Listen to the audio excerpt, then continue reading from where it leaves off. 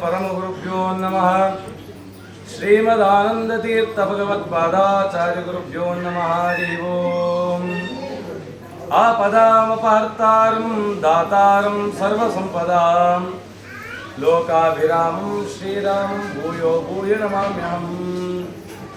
कृष्णं वन्दे मन्त्रपाशधरं दिव्यार्भकाकृतिं शिखाबन्धत्रयोपेतं वैष्णेमध्वकरार्चितम् समचरण सरोजं सान्द्रनीलाम्बुदाभं जगदनीतवाणीं मण्डनं मण्डनानां तरुणतुलसीमाला कन्दरं कञ्जनेत्रं सदैवलहासं विठ्ठलं चिन्तयामि।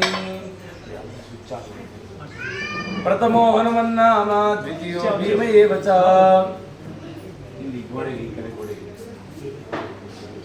पूर्णप्रज्ञस्तृतीयस्तु भगवत्कार्यसाधकः अभ्रमं भङ्गरहितं अजडं विमलं सदा आनन्दतीर्थमतुलं भजेतापत्रयापहम् गुरुमखिलगुणज्ञं सद्गुणैकादिवासं शमदमपरिनिष्टं सत्त्वनिष्ठं वरिष्ठं सकलसुजनभीष्टं नित्यनिर्धूतकष्टं हयमुखपदनिष्ठं मां भजन्तु प्रपन्नाः। नमोऽस्तु तात्विका देवाः विष्णुभक्तिपरायणाः धर्म मार्गे प्रेरयन्तु भवन्तः सर्व एव हि।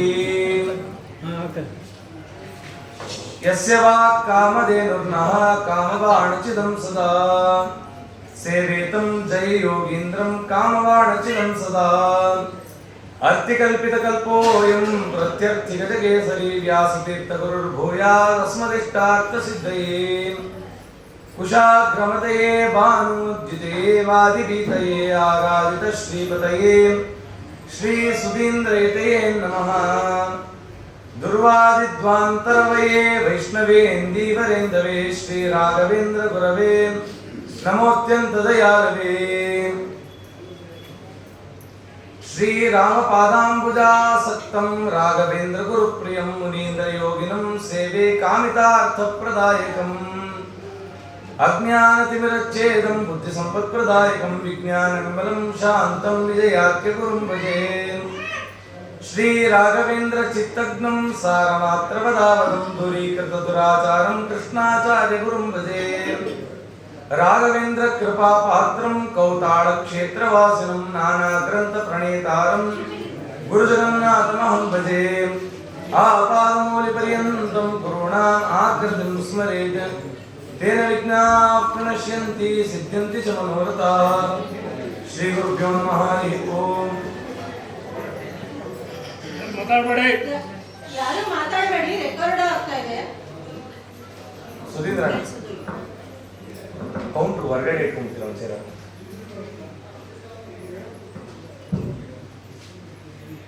ಶ್ರೀ ಗುರುಭ್ಯೋ ನಮಃ. ಹರಿ ಓಂ. ಒಂದು 5-6 ದಿವಸಗಳಿಂದ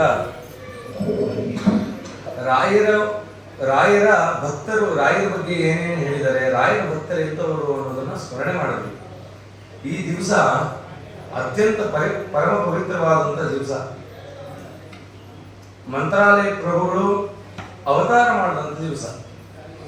ಮೊನ್ನೆ ನಡೆದಿದ್ದು ವೆಂಕಟನಾಥ ರಾಘವೇಂದ್ರ ಸ್ವಾಮಿಗಳಾದಂಥ ದಿವಸ, ಪಟ್ಟಾಭಿಷೇಕ ಆದಂಥ ದಿವಸ. ಆದರೆ ಅದೊಂದು ಜನ್ಮ, ಯತಿ ಜನ್ಮ ಅದೊಂದು ಆದರೆ, ಇದು ದೇಹ ಜನ್ಮ ಅನ್ನೋದು ಬಂದಿದ್ದು ಇವತ್ತು.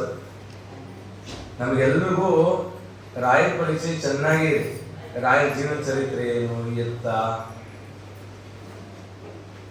ಅವೆಲ್ಲ ಗೊತ್ತಿದೆ. ಕೃಷ್ಣನ ಕತೆ ಬೇಕಾದ್ರೆ ಹೇಳ್ತೀವಿ, ಕೃಷ್ಣನ ಭಕ್ತರ ಕತೆ ಇದೆಯಲ್ಲ ಅದು ಹೇಳೋದು ಬಹಳ ಕಷ್ಟ. ಅದಕ್ಕೆ ಭಾಗವತವನ್ನ ನಿರ್ಮಾಣ ಮಾಡಿದ್ರು. ವೇದವ್ಯಾಸ ದೇವರು ಏನ್ ಮಾಡಿದ್ರು, 17 ಪುರಾಣ ರಚನೆ ಆಯ್ತು. ಮತ್ಸ್ಯ ಪುರಾಣ, ವರಾಹ ಪುರಾಣ, ಎಲ್ಲ ದೇವರ ಬಗ್ಗೆ ಇಂಥದ್ದು ಹೇಳಿಲ್ಲ ಅನ್ನೋದಿಲ್ಲ. ಅವತಾರ ಮಾರಭ್ಯ ಅಷ್ಟು ಹೇಳಿದ್ರು ತೃಪ್ತಿ ಆಗಲಿಲ್ಲ. ಯಾಕೆ? ದೇವರ ಬಗ್ಗೆ ಎಲ್ಲ ಹೇಳಿದ್ರೆ ಅದ್ರ ಪರಿಪೂರ್ಣ ಅನ್ನೋದಾಗಿಲ್ಲ. ಯಾವಾಗ ಪರಿಪೂರ್ಣ ಆಯ್ತು? ಪರಮಾತ್ಮನ ಭಕ್ತರ ಬಗ್ಗೆ ಹೇಳಿದಾಗ ಪರಿಪೂರ್ಣ ಆಯ್ತು. ಭಾಗವತ ಬರೆದ್ಮೇಲೆ ತೃಪ್ತಿ ಆಯ್ತು. ಹಂಗೆ ರಾಯರ ಬಗ್ಗೆ ನಾವು ಹೇಳ್ತೀವಿ, ಕೇಳ್ತೀವಿ. ರಾಯರ ಬಗ್ಗೆ ಕೇಳ್ತೀವಿ, ಬಿಡ್ತೀವಿ. ಆದ್ರೆ ಅದು ಯಾವಾಗ ನಮ್ಮಲ್ಲಿ ನಿಲ್ಲುತ್ತೆ ಅಂದ್ರೆ ರಾಯರ ಭಕ್ತರ ಕತೆ ಕೇಳಬೇಕಂತ. ರಾಯರ ಭಕ್ತರು ಹೇಗಿದ್ರು, ಆ ರಾಯರ ಭಕ್ತರನ್ನ ಸ್ಮರಣೆ ಮಾಡಿದ್ರೆ ರಾಯರ ಅನುಗ್ರಹ ನಮಗೆ ಏನಾಗುತ್ತೆ ಅಂತ ತಿಳ್ಕೋಬೇಕು. ಆ ರೀತಿ ಗುರುಜಗನ್ನಾಥದಾಸರು ಬರೀ ಅವ್ರ ಬಗ್ಗೆನೆ, ಅವರಿಂದ ಏನಾಗಿದ್ರು ಶ್ರೀಧರ ವಿಠಲದಾಸರಾಗಿದ್ರು. ಇವತ್ತು ಮತ್ತೆ ಹೇಳುವಂದ್ರೆ ಆಗಲ್ಲ, ಅದೆಲ್ಲ ಚಿಂತನೆ ಮಾಡಿದ್ವಿ. ಇವತ್ತು ಮಂತ್ರಾಲಯ ಪ್ರಭುಗಳು ಅವತಾರ ಮಾಡಿದಂಥ ದಿವಸ. ಇಡೀ ಭೂಮಂಡಲ ಕತ್ತಲಾಗಿತ್ತಂತೆ. ಸೂರ್ಯ ಪ್ರತಿದಿನ ಬರ್ತಿದ್ರು ಕತ್ತಲಲ್ಲಿ ಇದ್ವಂತೆ. ಎಲ್ಲಿತ್ತು ಆ ಕತ್ತಲು ಅಂದ್ರೆ ನಮ್ಮ ಅಂತರಂಗದಲ್ಲಿ ಕತ್ತಲು ಇತ್ತಂತೆ. ರಾಯರು ಬರೋವರೆಗೂ ಆ ಕತ್ತಲು ಹೇಗಿತ್ತು ಅಂತಂದ್ರೆ, ಈ ಬಲ್ಬ್ ಇರುತ್ತೆ ಮನೆಯಲ್ಲಿ, ಅಡಿಗೆ ಮನೆ ಬಲ್ಬ್ ಹೋಗಿ ನೋಡ್ರಿ, ದಿನ ಹೊಗೆ ಬಂದು ಬಂದು ಬಂದು ಆನ್ ಮಾಡಿದ್ರೆ ಆನ್ ಆಗಿದೆ ಅಂತಾನೆ ಗೊತ್ತಾಗಲ್ಲ. ಯಾಕೆ? ಅದ್ರ ತುಂಬಾ ಮಸಿ ಕಳೆದು ಬಿಟ್ಟಿರುತ್ತಲ್ಲ. ಹಾಗಾಯ್ತು. ನಮ್ಮ ಹಿಂದಿನವರೆಲ್ಲ ಜ್ಞಾನ ಕೊಟ್ಟಿದ್ರು, ಎಲ್ಲ ಮುಸ್ಕಾಗೋಯ್ತು. ರಾಯರು ಬಂದು ಅದನ್ನು ಶುಭ್ರ ಮಾಡಿದ್ರಂತೆ. ರಾಯರು ಬಂದು ಶುಭ್ರ ಮಾಡದೆ ಅವ್ರು ಬೆಳಕು ಕೊಡದೇ ಇದ್ದಿದ್ರೆ ಖಂಡಿತ ನಾವು ಧರ್ಮದ ಮಾರ್ಗದಲ್ಲಿ ಇರ್ತಿರ್ಲಿಲ್ಲ, ಇಲ್ಲಿ ಕೂರ್ತಿರ್ಲಿಲ್ಲ. ನಾವು ಅದು ಯಾವ ರೀತಿ ಬಟ್ಟೆ ಹಾಕೋತಿದ್ವೋ, ಯಾವ ದೇಶದಲ್ಲಿ ಇರ್ತಿದ್ವೋ, ಏನ್ ತಿನ್ನಬಾರ್ದು ತಿಂತಿದ್ವೋ ಗೊತ್ತಿಲ್ಲ. ನಮ್ಮನ್ನ ಇಷ್ಟು ಕೃಪೆ ಇಟ್ಟು ಉದ್ಧಾರ ಮಾಡಿದ್ದಾರೆ. ಅಂಥವರು ಅವತಾರ ಮಾಡಿದಂಥ ದಿವಸ ಇರುತ್ತೆ. ಆ ಮಂತ್ರಾಲಯ ಪ್ರಭುಗಳು ಅವತಾರ ಮಾಡಬೇಕು. ದ್ವಾಪರ ಯುಗ ಅಂತ್ಯದಲ್ಲಿ ಒಂದು ಘಟನೆ ನಡೀತು. ನಾ ಸುಮಾರು ಸರಿ ಹೇಳಿದ್ದೀನಿ, ಆದರೂ ಅದರ ಮನನ ಮಾಡೋಣ. ಬಾಲಿಕರಾಜರು ಕೂತು ತಪಸ್ ಮಾಡಿದ್ರಂತೆ ಕೃಷ್ಣನನ್ನ. ಏನು 18 ದಿನದಿಂದ ಯುದ್ಧ ಪ್ರಾರಂಭ ಆಗಬೇಕು. ಯುದ್ಧ ಪ್ರಾರಂಭ ಆಗಬೇಕ ಒಂದು 3-4 ದಿನ ಮುಂಚೆ ಕುರುಕ್ಷೇತ್ರದಲ್ಲಿ 3 ದಿನ ಮುಂಚೆ ಕೂತರಂತೆ. ಅನ್ನ ಆಹಾರಾದಿಗಳನ್ನು ಬಿಟ್ಬಿಟ್ರಂತೆ. ಬಿಟ್ಟು ಕೂತು ಕೃಷ್ಣ ಕೃಷ್ಣಾಯ ನಮಃ ಕೃಷ್ಣಾಯ ನಮಃ ಅಂತ ಜಪ ಮಾಡಿದ್ರು. ಎಂಥ ಕಠಿಣ ತಪಸ್ಸು ಅಂತಂದ್ರೆ ಅಷ್ಟು ಭಕ್ತಿ ಬಾಲಿಕರಾಜರಿಗೆ. ಆ ತಪಸ್ಸು ಮಾಡಿದ ಒಂದೇ ದಿನಕ್ಕೆ ಕೃಷ್ಣ ಬಂದ. ಒಂದೇ ದಿನ ಕೃಷ್ಣ ಬಂದು ಎದುರುಗಡೆ ನಿಂತ. ಬಾಲಿಕ, ಕುರುಕ್ಷೇತ್ರದಲ್ಲಿ ನನ್ನ ಎದುರುಗಡೆ ನಿಂತು ಸ್ಪರ್ಧೆ ಮಾಡ್ತಿದ್ಯಾ, ನನ್ನ ಎದುರುಗಡೆ ನಿಂತು ನನಗೆ ಬಾಣ ಬಿಡ್ತೀಯ ನೀನು. ಆ ಶಲ್ಯ ಇದನ್ನಲ್ಲ, ಆ ಶಲ್ಯನಿಗೆ ಸಾರಥಿಯಾಗಿ ನಿಲ್ತಾ ಇದೆಯಾ. ನನ್ನ ವಿರೋಧಿಯಾಗಿ ನನ್ನೇ ಕುರಿತು ತಪಸ್ಸು ಮಾಡೋದಲ್ಲ, ಯಾಕೆ? ಅಲ್ಲ, ನಮ್ಮಲ್ಲಿ ಈಗಾಗಲೇ ಕತೆ ಅಲ್ವಾ? ನಮ್ಮ ವಿರೋಧಿಗಳನ್ನ ಚೆನ್ನಾಗಿ ಜಗಳ ಆಡಿ ನಾಳೆ ಅವ್ರ ಮನೆಗೆ ಊಟಕ್ಕೆ ಹೋದ್ರೆ ಮರ್ಯಾದೆ ಇರುತ್ತ. ಹಾಗಾಯ್ತು. ಕೃಷ್ಣ ಕೇಳದ. ಅದಕ್ಕೆ ಬಾಲಿಕರಾಜರು ಅಂದ್ರಂತೆ, ಸ್ವಾಮಿ ನನಗೆ ಯಾವತ್ತಿದ್ರೂ ನಿನ್ನ ಮೇಲೆ ಭಕ್ತಿ, ನೀನೇ ಸರ್ವೋತ್ತಮ. ಆದ್ರೆ ಏನ್ ಮಾಡೋದು? ಒಂದೇ ಒಂದು ದಿನ ಆ ದುರ್ಯೋಧನ ಕೊಟ್ಟಿ ತಿಂದಿದ್ದಕ್ಕೆ ಅವನ ಋಣಕ್ಕೆ ನಾ ಬಿದ್ದೆ. ಇದು ನಮಗೆ ಪಾಠ ರೀ. ಎಲ್ಲಂದ್ರಲ್ಲಿ ತಿನ್ನಬಾರ್ದಂತೆ, ಯಾರ ಕೊಟ್ಟಿದ್ದನ್ನು ತಿನ್ನಬಾರ್ದಂತೆ, ಯಾರ್ದೋ ಋಣಕ್ಕೆ ಬಿಡಬಾರ್ದಂತೆ. ಯಾರಿಗೆ ನಿಜವಾದ ಪರಮಾತ್ಮನ ಭಕ್ತಿ ಇದೆಯಲ್ಲ ಅಂತವ್ರು ಏನ್ ಕೊಟ್ಟರು ತಿನ್ಬೇಕಂತೆ. ಕೈಯಾರು ಅವಳು ಎಂಥ ಪರಮಾತ್ಮನ ಭಕ್ತಳು. ಅವಳು ಪ್ರಹ್ಲಾದರಾಜರಿಗೆ ವಿಷ ಕೊಟ್ಟರೆ ಅದು ಅಮೃತ ಆಯ್ತು, ಹರಿಭಕ್ತರು ವಿಷ ಕೊಟ್ಟರು ಅದು ಅಮೃತ ಅಂತ. ಹಾಗೆ ಅಲ್ಲೇನಾಯ್ತು, ದುರ್ಯೋಧನ ಹಾಕಿದ್ದು ಒಳ್ಳೆ ಮೃಷ್ಟಾನ್ ಅನ್ನ ಹಾಕದ, ಆದರೆ ಅದು ವಿಷವಾಯಿತು. ಯಾಕೆಂದ್ರೆ ಕೃಷ್ಣನಲ್ಲಿ ಭಕ್ತಿನೇ ಇಲ್ಲ. ಪರಮಾತ್ಮನಲ್ಲಿ ಯಾರಿಗೆ ಭಕ್ತಿ ಇಲ್ಲ ಅಂತವ್ರ ನೆರಳು ನಮ್ಗೆ ಸೋಕಬಾರ್ದು ಅಂತ ಪ್ರಾರ್ಥನೆ ಮಾಡಬೇಕು. ಗುರುಜಗನ್ನಾಥದಾಸರು ಅದೇ ಹೇಳ್ತಾರಲ್ಲ, ನಿನ್ನ ನಿಂದೆ ಮಾಡುವ ಜನರ ಸಂಘವು ಎಂದಿಗಾದರೂ ದೊರೆಯಬಾರದು. ಸ್ವಾಮಿ, ನಿನ್ನ ಯಾರು ನಿಂದನೆ ಮಾಡ್ತಾರಲ್ಲ ಅವ್ರನ್ನ ನಾನು ನೋಡ್ಲೂಬಾರದು.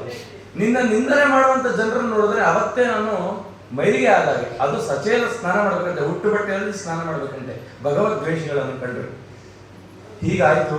ಸರಿ, ಬಾಲಿಕರಾಜ ಹೇಳ, ಸ್ವಾಮಿ ನಿನ್ನಲ್ಲಿ ಅನನ್ಯವಾದ ಭಕ್ತಿ ನನಗಿದೆ, ಆದ್ರೆ ಅವನ ಮನೆಯಲ್ಲಿ ತಿಂದ ಅನ್ನ ಇವತ್ತನ್ನು ಕಟ್ಟಾಗಿದೆ. ರಾಯರೇ ಹೇಳ್ಕೊಂಡ್ರು, ಇಂದು ನಿನಗೆ ಗೋವಿಂದಲ್ಲಿ ದಾರುಣಿಯಳು ಬಲು ಹೇಡಿ ಜೀವನನಾಗಿ, ಹೇಡಿ ಅಂತ ಬದುಕಿದ್ರು. ಈ ಜನ್ಮದಲ್ಲ, ಬಾಲಿಕರಾಜನ ಕಥೆ ಹೇಳ್ತಿದ್ದಾರೆ. ಬಲು ಹೇಡಿ ಜೀವನನಾಗಿ ದಾರಿ ತಪ್ಪಿ ನಡೆದೆ. ರಾಯರೆಲ್ಲಿ ದಾರಿ ತಪ್ಪಿ ನಡೆದ್ರು ಅವ್ರ ಜೀವನದಲ್ಲಿ ತೋರಿಸಿ. ದಾರಿ ತಪ್ಪಿ ನಡೆದೆ ಸೇರಿದೆ ಕುಜನರ, ಆರು ಕಾಯುವರಿಲ್ಲ ಸಾರಿದೆ ನಿನಗಯ್ಯ. ಧೀರ ವೇಣುಗೋಪಾಲ ಪಾರುಗಾಣಿಸೋ ಪ್ರಭುವೇ. ಕೃಷ್ಣ, ನಿನ್ನ ಬಿಟ್ಟರೆ ಯಾರಿದ್ದಾರೆ ನನಗೆ ಉದ್ಧಾರ ಮಾಡ್ಲಿಕ್ಕೆ? ಸರಿ ಆಯ್ತು, ಇಷ್ಟೆಲ್ಲ ಹೇಳ್ತೀನಿ, ಏನ್ ಬೇಕು ನನಗೆ? ಯುದ್ಧಕ್ಕೆ ಲೇಟ್ ಆಯ್ತು ಅಲ್ಲ, ನಾವು ಹೇಳ್ತೀವಲ್ಲ ಲೇಟ್ ಆಯ್ತು ಅಂತ. ಅವರು ಹೇಳ, ಯುದ್ಧಕ್ಕೆ ಲೇಟ್ ಆಯ್ತು, ಹೊರಡ್ಬೇಕು, ಏನ್ ಬೇಕು ಹೇಳು ಬಾಲಿಕ. ಸ್ವಾಮಿ, ಒಂದೇ ಒಂದು ನಿನ್ನ ಹತ್ರ ಕೇಳ್ತೀನಿ, ನಾ ಸತ್ರೆ ರಣರಂಗದಲ್ಲಿ ಸಾಯ್ತೀನಿ, ಕುರುಕ್ಷೇತ್ರದಲ್ಲಿ ನಾನು ಸಾಯ್ತೀನಿ, ಅದು ಖಚಿತ. ನಾ ಸತ್ರೆ ವಿಷ್ಣು ಭಕ್ತರು ನಿನ್ನ ಭಕ್ತನಿಂದ ನಾ ಸಾಯ್ಬೇಕು, ಅಷ್ಟೇ ನಂಗೆ ಬರಬೇಕು. ಆಯ್ತು, ಹಾಗೆ ಯಾರಂತ ಭಕ್ತ? ನೀ ಸರ್ವೋತ್ತಮ ಆದ್ಮೇಲೆ ಜೀವೋತ್ತಮ ಇದನ್ನಲ್ಲ, ಅವನಿಂದ ಸಾಯ್ಬೇಕು. ಆಯ್ತು, ಭೀಮನಿಂದ ತಾನೇ ಸಾಯ್ತು. ಅವನಿಂದನೇ ಹತನ ಆಗ್ತದೆ. ಹೋಗು, ಇವನ್ ತಪಸ್ ಮಾಡೋ ಕಾಲಕ್ಕೆ ಭೀಮನಕ್ಕೂ ತಪಸ್ ಮಾಡ್ತಿದ್ದ. ಭೀಮನ ಹತ್ರ ಹೋದ, ಇಲ್ಲಿ ವರ ಕೊಟ್ಟು, ಭೀಮ ಏನಪ್ಪ ಬೇಕು ನಿನಗೆ? ಸ್ವಾಮಿ ನಿನ್ ಭಕ್ತರು ಯಾರಿದಾರಲ್ಲ ಅವರನ್ನ ಕೊಲ್ಲಲ್ಲ ಅಂತ ವರ ಕೊಡು. ಏನ್ರಿ ಮಾಡ್ಬೇಕು? ಇಲ್ಲ, ಅಲ್ಲಿ ಹೋಗಿ ವರ ಕೊಟ್ಟಿದ್ದಾನೆ ಬಾಲಿಕರಾಜರಿಗೆ. ಭೀಮನಿಂದಲೇ ಸತ್ಯ. ಭೀಮ ಹೇಳ್ತಿದ್ದ ಬಾಲಿಕರಾಜನ ಶಲ್ಯನನ್ನ ಮುಟ್ಟಲ್ಲ ಅಂತ. ಏನ್ ಮಾಡ್ಬೇಕು ಇಂಥ ಪರಿಸ್ಥಿತಿ? ಕೃಷ್ಣ ಹೇಳ್ದ, ನಿನಗೂ ಹಂಗೆ ಆಗ್ಲಿ ಅಂತ. ಸರಿ, ಯುದ್ಧ ಭೂಮಿ ಎಲ್ಲ ಆಯ್ತು. ಬಾಲಿಕರಾಜರು ಭೀಮಸೇನ ದೇವರ ಮುಂದೆ ಬಂದು ಶರಣಾದರು. ಭೀಮನ ಬಲಗಾಲನ್ನ ತೆಗೆದು ತಮ್ಮ ಕಾಲ ಮೇಲೆ ಇಟ್ಕೊಂಡು, ಸ್ವಾಮಿ ನೀವೇ ನನ್ನನ್ನು ಕೊಲ್ಲುವೆ ಅಂತ ಪ್ರಾರ್ಥನೆ ಮಾಡಿದ್ರು ಭೀಮನನ್ನ. ಭೀಮಸೇನ ದೇವರು ಏನ್ ಮಾಡಿದ್ರು, ಇಷ್ಟು ಕೃಷ್ಣ ನಿನ್ನ ನೋಡಿ ಏನ್ ಹೇಳ್ದ ಗೊತ್ತಾ? ನರಸಿಂಹದೇವರು ಕೃಷ್ಣ ಗೀತೆಯಲ್ಲಿ ಹೇಳ್ದ, ಎಲ್ಲ ಕಡೆ ನನ್ನನ್ನು ವಿಭೂತಿ ಇದೆ ಅಲ್ವಾ, ದೈತ್ಯರಲ್ಲೂ ನನ್ನ ವಿಭೂತಿ ಇದೆ ಅಂತ. ದೈತ್ಯರಲ್ಲಿ ಪ್ರಹ್ಲಾದರಾಜರಲ್ಲಿ ನನ್ನ ವಿಭೂತಿ ಅಂತ ಹೇಳಿದಾನೆ. ಸಾಕ್ಷಾತ್ ಪರಮಾತ್ಮ ನಿನ್ನಲ್ಲಿ ನೆಲೆಸಿದಾನೆ, ನಿನ್ನ ನಾನು ಹೇಗೋ ಮುಟ್ಲಿ ಅಂತಂದ್ರು ಭೀಮಸೇನ ದೇವರು. ಅಲ್ಲ, ಭೀಮಸೇನ ದೇವರೇ ಬಾಲಿಕರಾಜನ ಮುಟ್ಟುವಾಗ ಅಷ್ಟು ಗೌರವ ಕೊಟ್ರು. ಯಾಕೆ ಕೊಟ್ರು? ಇವಾಗ ನಾವು ಹೋಗಿ CM ಸೀಟಲ್ಲಿ ಕೂತ್ಕೊಳ್ಳೋಕ್ ಆಗತ್ತಾ? ವಿಧಾನಸೌಧ ಮೆಟ್ಲೆ ಏಳಿಸಲ್ಲ ನಮ್ಮನ್ನ ಅಲ್ವಾ? ಪರಮಾತ್ಮ ತನ್ನ 2 ತೊಡೆ ಮೇಲೆ ಇಬ್ಬರನ್ನೇ ಕೂರಿಸ್ಕೊಳ್ಳೋದು. ನೀವೆಲ್ಲ ಕಡೆ ನೋಡಿರ್ತೀರ. ತನ್ನ ಎಡಗಡೆ ತೊಡೆ ಮೇಲೆ ಲಕ್ಷ್ಮೀ ದೇವಿ ಕೂರಿಸ್ಕೊತಾನೆ, ಬಲಗಡೆ ತೊಡೆ ಖಾಲಿ ಇದೆ ಅಲ್ಲ, ನಾವು ಹೋಗಿ ಕೂತ್ಕೊಳ್ಳೋಣವಾ? ಅದಕ್ಕೆ ದೇವರು ಏನ್ ಮಾಡಿದಂತೆ, ಬ್ರಹ್ಮದೇವರನ್ನು ಕೂರಿಸ್ಕೊಂಡಂತೆ. ಬ್ರಹ್ಮದೇವರು ಅವ್ರ ಗೌಣ ಅವ್ರು ಕಾಣಲ್ಲ, ಅದಕ್ಕೆ ಆ ತೊಡೆ ಖಾಲಿ ಇದ್ದಾಗಿದೆ. ಆದ್ರೆ ಅಲ್ಲಿ ವಾಯುದೇವರು ಎಲ್ಲ ರುಜುಗಳು ಅಲ್ಲಿ ಬಲ ತೊಡೆ ಮೇಲೆ ಕೂತಿದ್ದಾರೆ. ಆಯ್ತಾ? ಆ ರುಜುಗಳು ಬಿಟ್ರೆ ಇನ್ಯಾರು ಕೂತ್ಕೊಳ್ಳೋಕೆ ಯೋಗ್ಯರಲ್ಲ. ಪರಶುಕ್ಲತ್ರಯರು ಅಂತ ಲಕ್ಷ್ಮೀ ದೇವಿ, ಬ್ರಹ್ಮವಾಯುಗಳು ಮತ್ತೆ ಅವ್ರ ಪತ್ನಿಯರು, ಇನ್ಯಾರು ಕೂತ್ಕೊಳ್ಳೋಕೆ ಅಧಿಕಾರಿಗಳಲ್ಲ. ಅಂತ ಬಲತೊಡೆ ಮೇಲೆ ಪ್ರಹ್ಲಾದರಾಜರನ್ನ ಎತ್ತಿ ನರಸಿಂಹದೇವರು ತಾವೇ ಕೂಡಿಸ್ಕೊಂಡ್ರು ಅಂದ್ರೆ ಎಲ್ಲಿ ತಾರತಮ್ಯ ಹೇಳ್ತೀರಾ? ಇದಕ್ಕೇನ್ ಸಮನ್ವಯ ಮಾಡ್ತೀರಾ ಹೇಳಿ? ಸಾಧ್ಯನಾ? ಅಂದ್ರೆ ಪರಮಾತ್ಮನಿಗೆ ಆ ಪ್ರಹ್ಲಾದರಾಜ ಕಂಡ್ರೆ ಎಷ್ಟು ಪ್ರೀತಿ. ಯಾಕೆ ಅಂತಂದ್ರೆ ಜೀವ ಹೋಗ್ತಿದೆ ಅಂತಿದ್ರು ಕೂಡ ಪರಮಾತ್ಮನ ಸ್ಮರಣೆ ಬಿಡ್ಲಿಲ್ಲ. ಪರಮಾತ್ಮ ಇದಾನೆ ಅನ್ನೋ ಎಚ್ಚರ ಇತ್ತಲ್ಲ, ಆ ಭಕ್ತಿ ಬೇಕು ದೇವರಿಗೆ.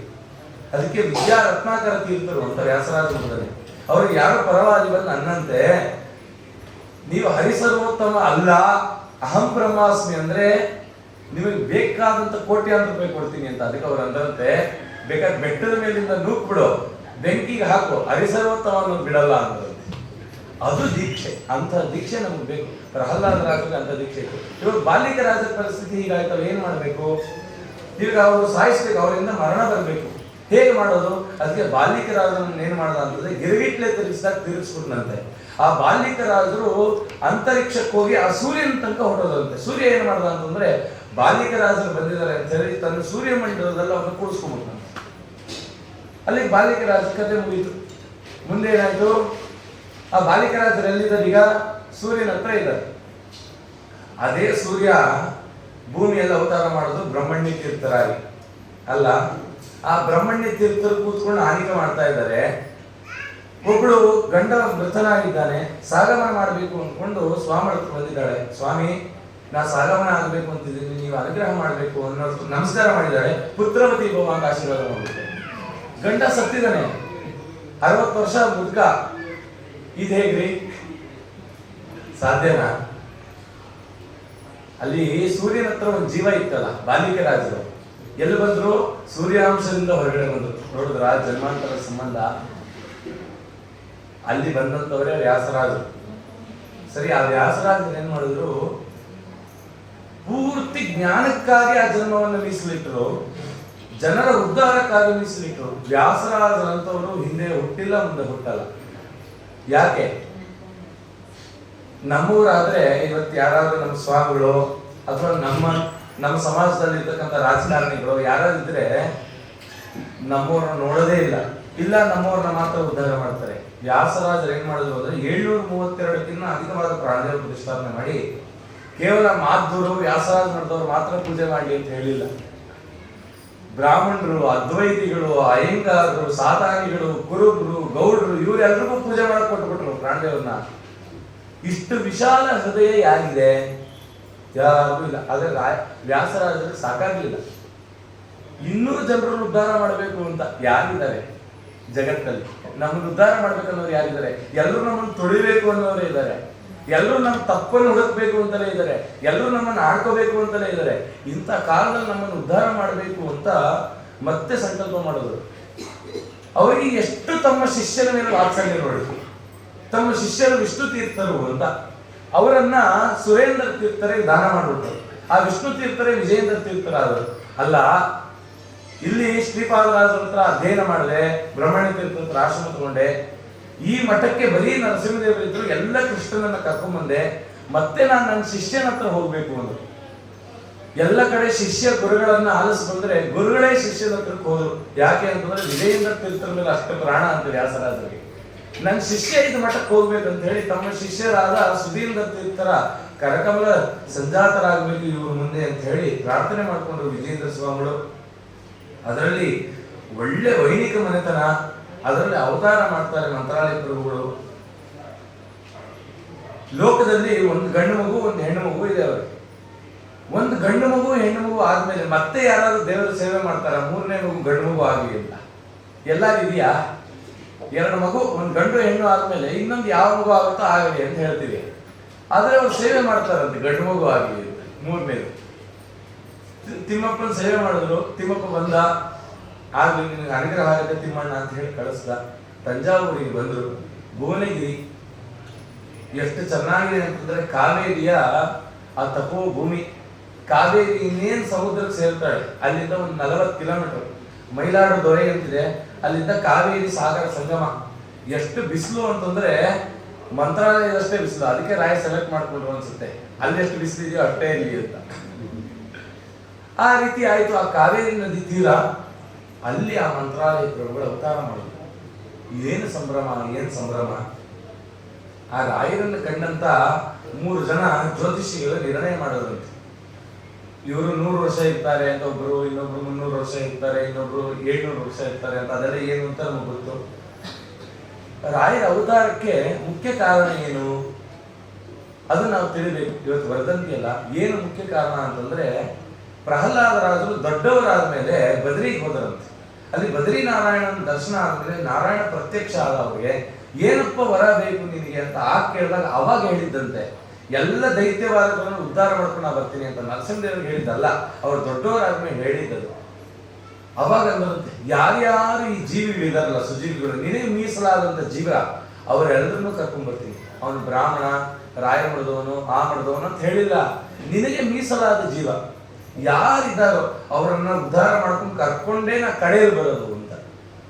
ಆ ಜನ್ಮವನ್ನ ರಾಘವೇಂದ್ರ ಸ್ವಾಮಿಗಳಾಗಿ ಎತ್ತಿದ್ದಾರೆ. ಅವತಾರ ಮಾಡಿದ್ದು ಕೆಲವೇ ದಿನಗಳಲ್ಲಿ ದೊಡ್ಡವರಾದ್ರು. ಅವ್ರ ತಾಯಿ ಕಥೆ ಎಲ್ಲ ಕೇಳಿದ್ವಿ. ಎಂತೆಂತ ಬೈಕೆ ಬರ್ತಿತ್ತು ಹೊಟ್ಟೆಲಿದ್ದಾಗ. ಎಲ್ಲ ಸನ್ಯಾಸಿಗಳು ಬರ್ಬೇಕಾದ ಬೈಕ್ಗಳಾಕಿ ಬರ್ತಿತ್ತು. ಸರಿ, ಆ ಮಗು ಬೆಳೀತು, ವೆಂಕಟನಾಥ ಅಂತ ನಾಮಕರಣ ಮಾಡಿದ್ರು. ತಂದೆಯಲ್ಲಿ 4ನೇ ವಯಸ್ಸಿಂದ ವೀಣಾ ಅಭ್ಯಾಸ ಮಾಡೋದಂತೆ. ಒಳ್ಳೆ ತಾಳದಲ್ಲಿ ಪಾರಂಗತರಂತೆ. ಆ ವೀಣೆ ಇಟ್ಟು ವೆಂಕಟನಾಥ ನುಡಿಸ್ತಿದ್ರೆ ನಿಜ ಕೃಷ್ಣ ಕುಣಿಬೇಕಂತೆ. ಹಿಂದೆ ಇವರೇ ವ್ಯಾಸರಾಜರಾಗಿರುವಾಗ ಕೃಷ್ಣನೇ ಬೇಗನೆ ಬಾರ ಅಂತ 2 ತಾಳಗಳನ್ನೇ ತಾಳವನ್ನಾಗಿ ಮಾಡಿಕೊಂಡ್ರೆ ಕೃಷ್ಣ ನಾಟ್ಯ ಮಾಡೋದಂತೆ. ಇದೆಲ್ಲ ನಮ್ಗೆ ಸಾಧ್ಯನಾ? ಇದನ್ನೆಲ್ಲ ಕತೆ ಅಂತ ಕೇಳಿದ್ರೆ ಕತೆ, ಅದನ್ನ ಅನುಭವಿಸಿದ್ರೆ ಆನಂದ. ಆ ಆನಂದ ಆಗಬೇಕು ಅಂದ್ರೆ ಆ ವ್ಯಾಸರಾಜರಲ್ಲಿ, ರಾಘವೇಂದ್ರ ತೀರ್ಥರಲ್ಲಿ ನೀಯೇ ಬೇಕು, ಆಗ ಆನಂದ ಆಗುತ್ತೆ. ಆ ರೀತಿ ಮಂತ್ರಾಲಯ ಪ್ರಭುಗಳಿಗೆ ಅಷ್ಟು ಒಳ್ಳೆ ವೈಣಿಕರಾದ್ರು. ತಂದೆ ಯೋಚನೆ ಮಾಡಿದ್ರು, ಒಳ್ಳೆ ಶಾಸ್ತ್ರ ಅಭ್ಯಾಸ ಮಾಡಿಸೋಣ ಅಂತ ಹೇಳಿ ತಮ್ಮ ಮಗಳ ಗಂಡ ನರಸಿಂಹಾಚಾರ ಅಂತ ಅವರ ಹತ್ರನೇ ಅಧ್ಯಯನಕ್ಕೆ ಬಿಟ್ರು. ಒಳ್ಳೆ ವಿದ್ವಾಂಸರು ಕೂಡ ಆದರು ರಾಯರು. ವಿವಾಹ ಆಯಿತು, ಸಂತಾನ ಆಯಿತು, ಎಲ್ಲ ಆಯಿತು. ಎಲ್ಲ ಆಗಿ ಮತ್ತೆ ಅವರು ಸನ್ಯಾಸಿಗಳು ಆದರು. ಹೇಗಿತ್ತು ಸನ್ಯಾಸ ಧರ್ಮ ರಾಯರು? ರಾಯರು ಸನ್ಯಾಸಿಗಳಾದ್ಮೇಲೂ 12 ವರ್ಷ ಮಠದಲ್ಲಿ ಕ್ಷಾಮ ಅಂತ. ಅವರು ಸನ್ಯಾಸಿಗಳಾಗಿದ ತಕ್ಷಣ ಐಷಾರಾಮಿ ಜೀವನ ಬರಲಿಲ್ಲ. ಮತ್ತೆ ತಂಜಾವೂರಲ್ಲೇ ಇದ್ರು, ಅವರೆಲ್ಲೂ ಸಂಚಾರವೇ ಮಾಡಲಿಲ್ಲ. ಯಾಕೆ? ಏನೋ ಬಡತನ ಆ ಜನಗಳಿಗೆ. ಇವರನ್ನು ಬಿಟ್ಟು ಹೋಗ್ಬಿಟ್ರೆ ಹೇಗಪ್ಪ ಮುಂದೆ? ಯಾಕಂದ್ರೆ ಕಾವೇರಿ ನದಿ ಜೀವ ನದಿ. ಇವಾಗ ಡ್ಯಾಮ್ ಇದೆ, ನೀರು ನಿಲ್ಲಿಸ್ತೀವಿ, ಯಾವಾಗ ಬೇಕೋ ಬಿಡ್ತೀವಿ, ಹಾಗಲ್ಲ. ಆಗ ಜೋರ ಪ್ರವಾಹ ಬಂದ್ರೆ ಎಲ್ಲ ನದಿ ಸಮುದ್ರಕ್ಕೆ ಸೇರೋ ತನಕ ಅದಕ್ಕೆ ಸಮಾಧಾನ ಇಲ್ಲ. ಸಮುದ್ರಕ್ಕೆ ಹೋದ್ಮೇಲೆ ನೀರೆಲ್ಲ ಬತ್ತೋಗ್ಬಿಡೋದು. ಈ ರೀತಿ ಆಗೋದು. ಮತ್ತೆ ತಿನ್ಲಿಕ್ಕೆ ಏನಿಲ್ಲ. ಹಾಗೆ ರಾಯರು ಅವರನ್ನೆಲ್ಲ ಇದ್ದು ಪೋಷಣೆ ಮಾಡ್ತಾರೆ 12 ವರ್ಷಗಳ ಕಾಲ. ರಾಯರ ಕಾರ್ಯನೇ ಅದು. ಸರಿ, ಅಷ್ಟೇನಾ? ರಾಯರು ಏನ್ ಗ್ರಂಥ ನಿರ್ಮಾಣ ಮಾಡಿದ್ರು? 48ಕ್ಕೂ ಮಿಗಿಲಾದ ಗ್ರಂಥಗಳನ್ನ ನಿರ್ಮಾಣ ಮಾಡಿದ್ದಾರೆ. ಮಧ್ವಾಚಾರ್ಯರು ಯಾವ್ಯಾವ ಗ್ರಂಥಕ್ಕೆ ಭಾಷ್ಯ ಬರೆದಿದ್ದಾರೆ ಅದೆಲ್ಲದಕ್ಕೂ ಟಿಪ್ಪಣಿ ಬರ್ತಾರೆ ರಾಯರು. ಇಷ್ಟೆಲ್ಲ ಆಯ್ತು. ತಾವು ಮತ್ತೆ ಆ ಮಂತ್ರಾಲಯದಲ್ಲಿ ವೃಂದಾವನಸ್ಥರು ಆಗ್ತಾರೆ. ರಾಯರು ಹೋಗಿದ್ದು ಒಳ್ಳೆ ಊರಿಗಲ್ಲ, ಬೆಂಗಳೂರಿಗೆ ಬಂದು ಆಗಿದ್ರೆ ಇವತ್ತು ರಾಯರಿಗೆ, ಇವತ್ತು ಮಂತ್ರಾಲಯದಲ್ಲಿ ರಾಯರಿಗೆ ಮಾತ್ರ ಬಂಗಾರದ ಕವಚ, ವಜ್ರದ ಕವಚ. ರಾಯರಿನ ಬೆಂಗಳೂರಲ್ಲಿ ಬೃಂದಾವನಸ್ಥರಾಗಿದ್ರೆ ಮಠಕ್ಕೇನೆ ಬಂಗಾರದ ಕವಚ ಹಾಕೋದಿಲ್ಲ. ರಾಯರಂಗ್ ಬೇಡ ಅಂದ್ರು, ನನ್ ಬೃಂದಾವನಕ್ಕೆ ಬೇಡ, ನಿಮ್ಮ ಆಸೆ ನನ್ನ ಅಂತರ್ಯಾಮಿಯಾದ ಪರಮಾತ್ಮನಿಗೆ ಅರ್ಪಣೆ ಅಂತ. ಅಲ್ಲ, ಸನ್ಯಾಸಿಗಳಾದವರು ಎಲ್ಲವನ್ನು ಬಿಟ್ಟಿದ್ದಾರೆ. ಸನ್ಯಾಸ ಸೂಕ್ತದಲ್ಲಿ ಹೇಳ್ತಾರೆ, ತ್ಯಾಗೇನೈಕೆ ಅಮೃತತ್ವ ಮಾನುಷು.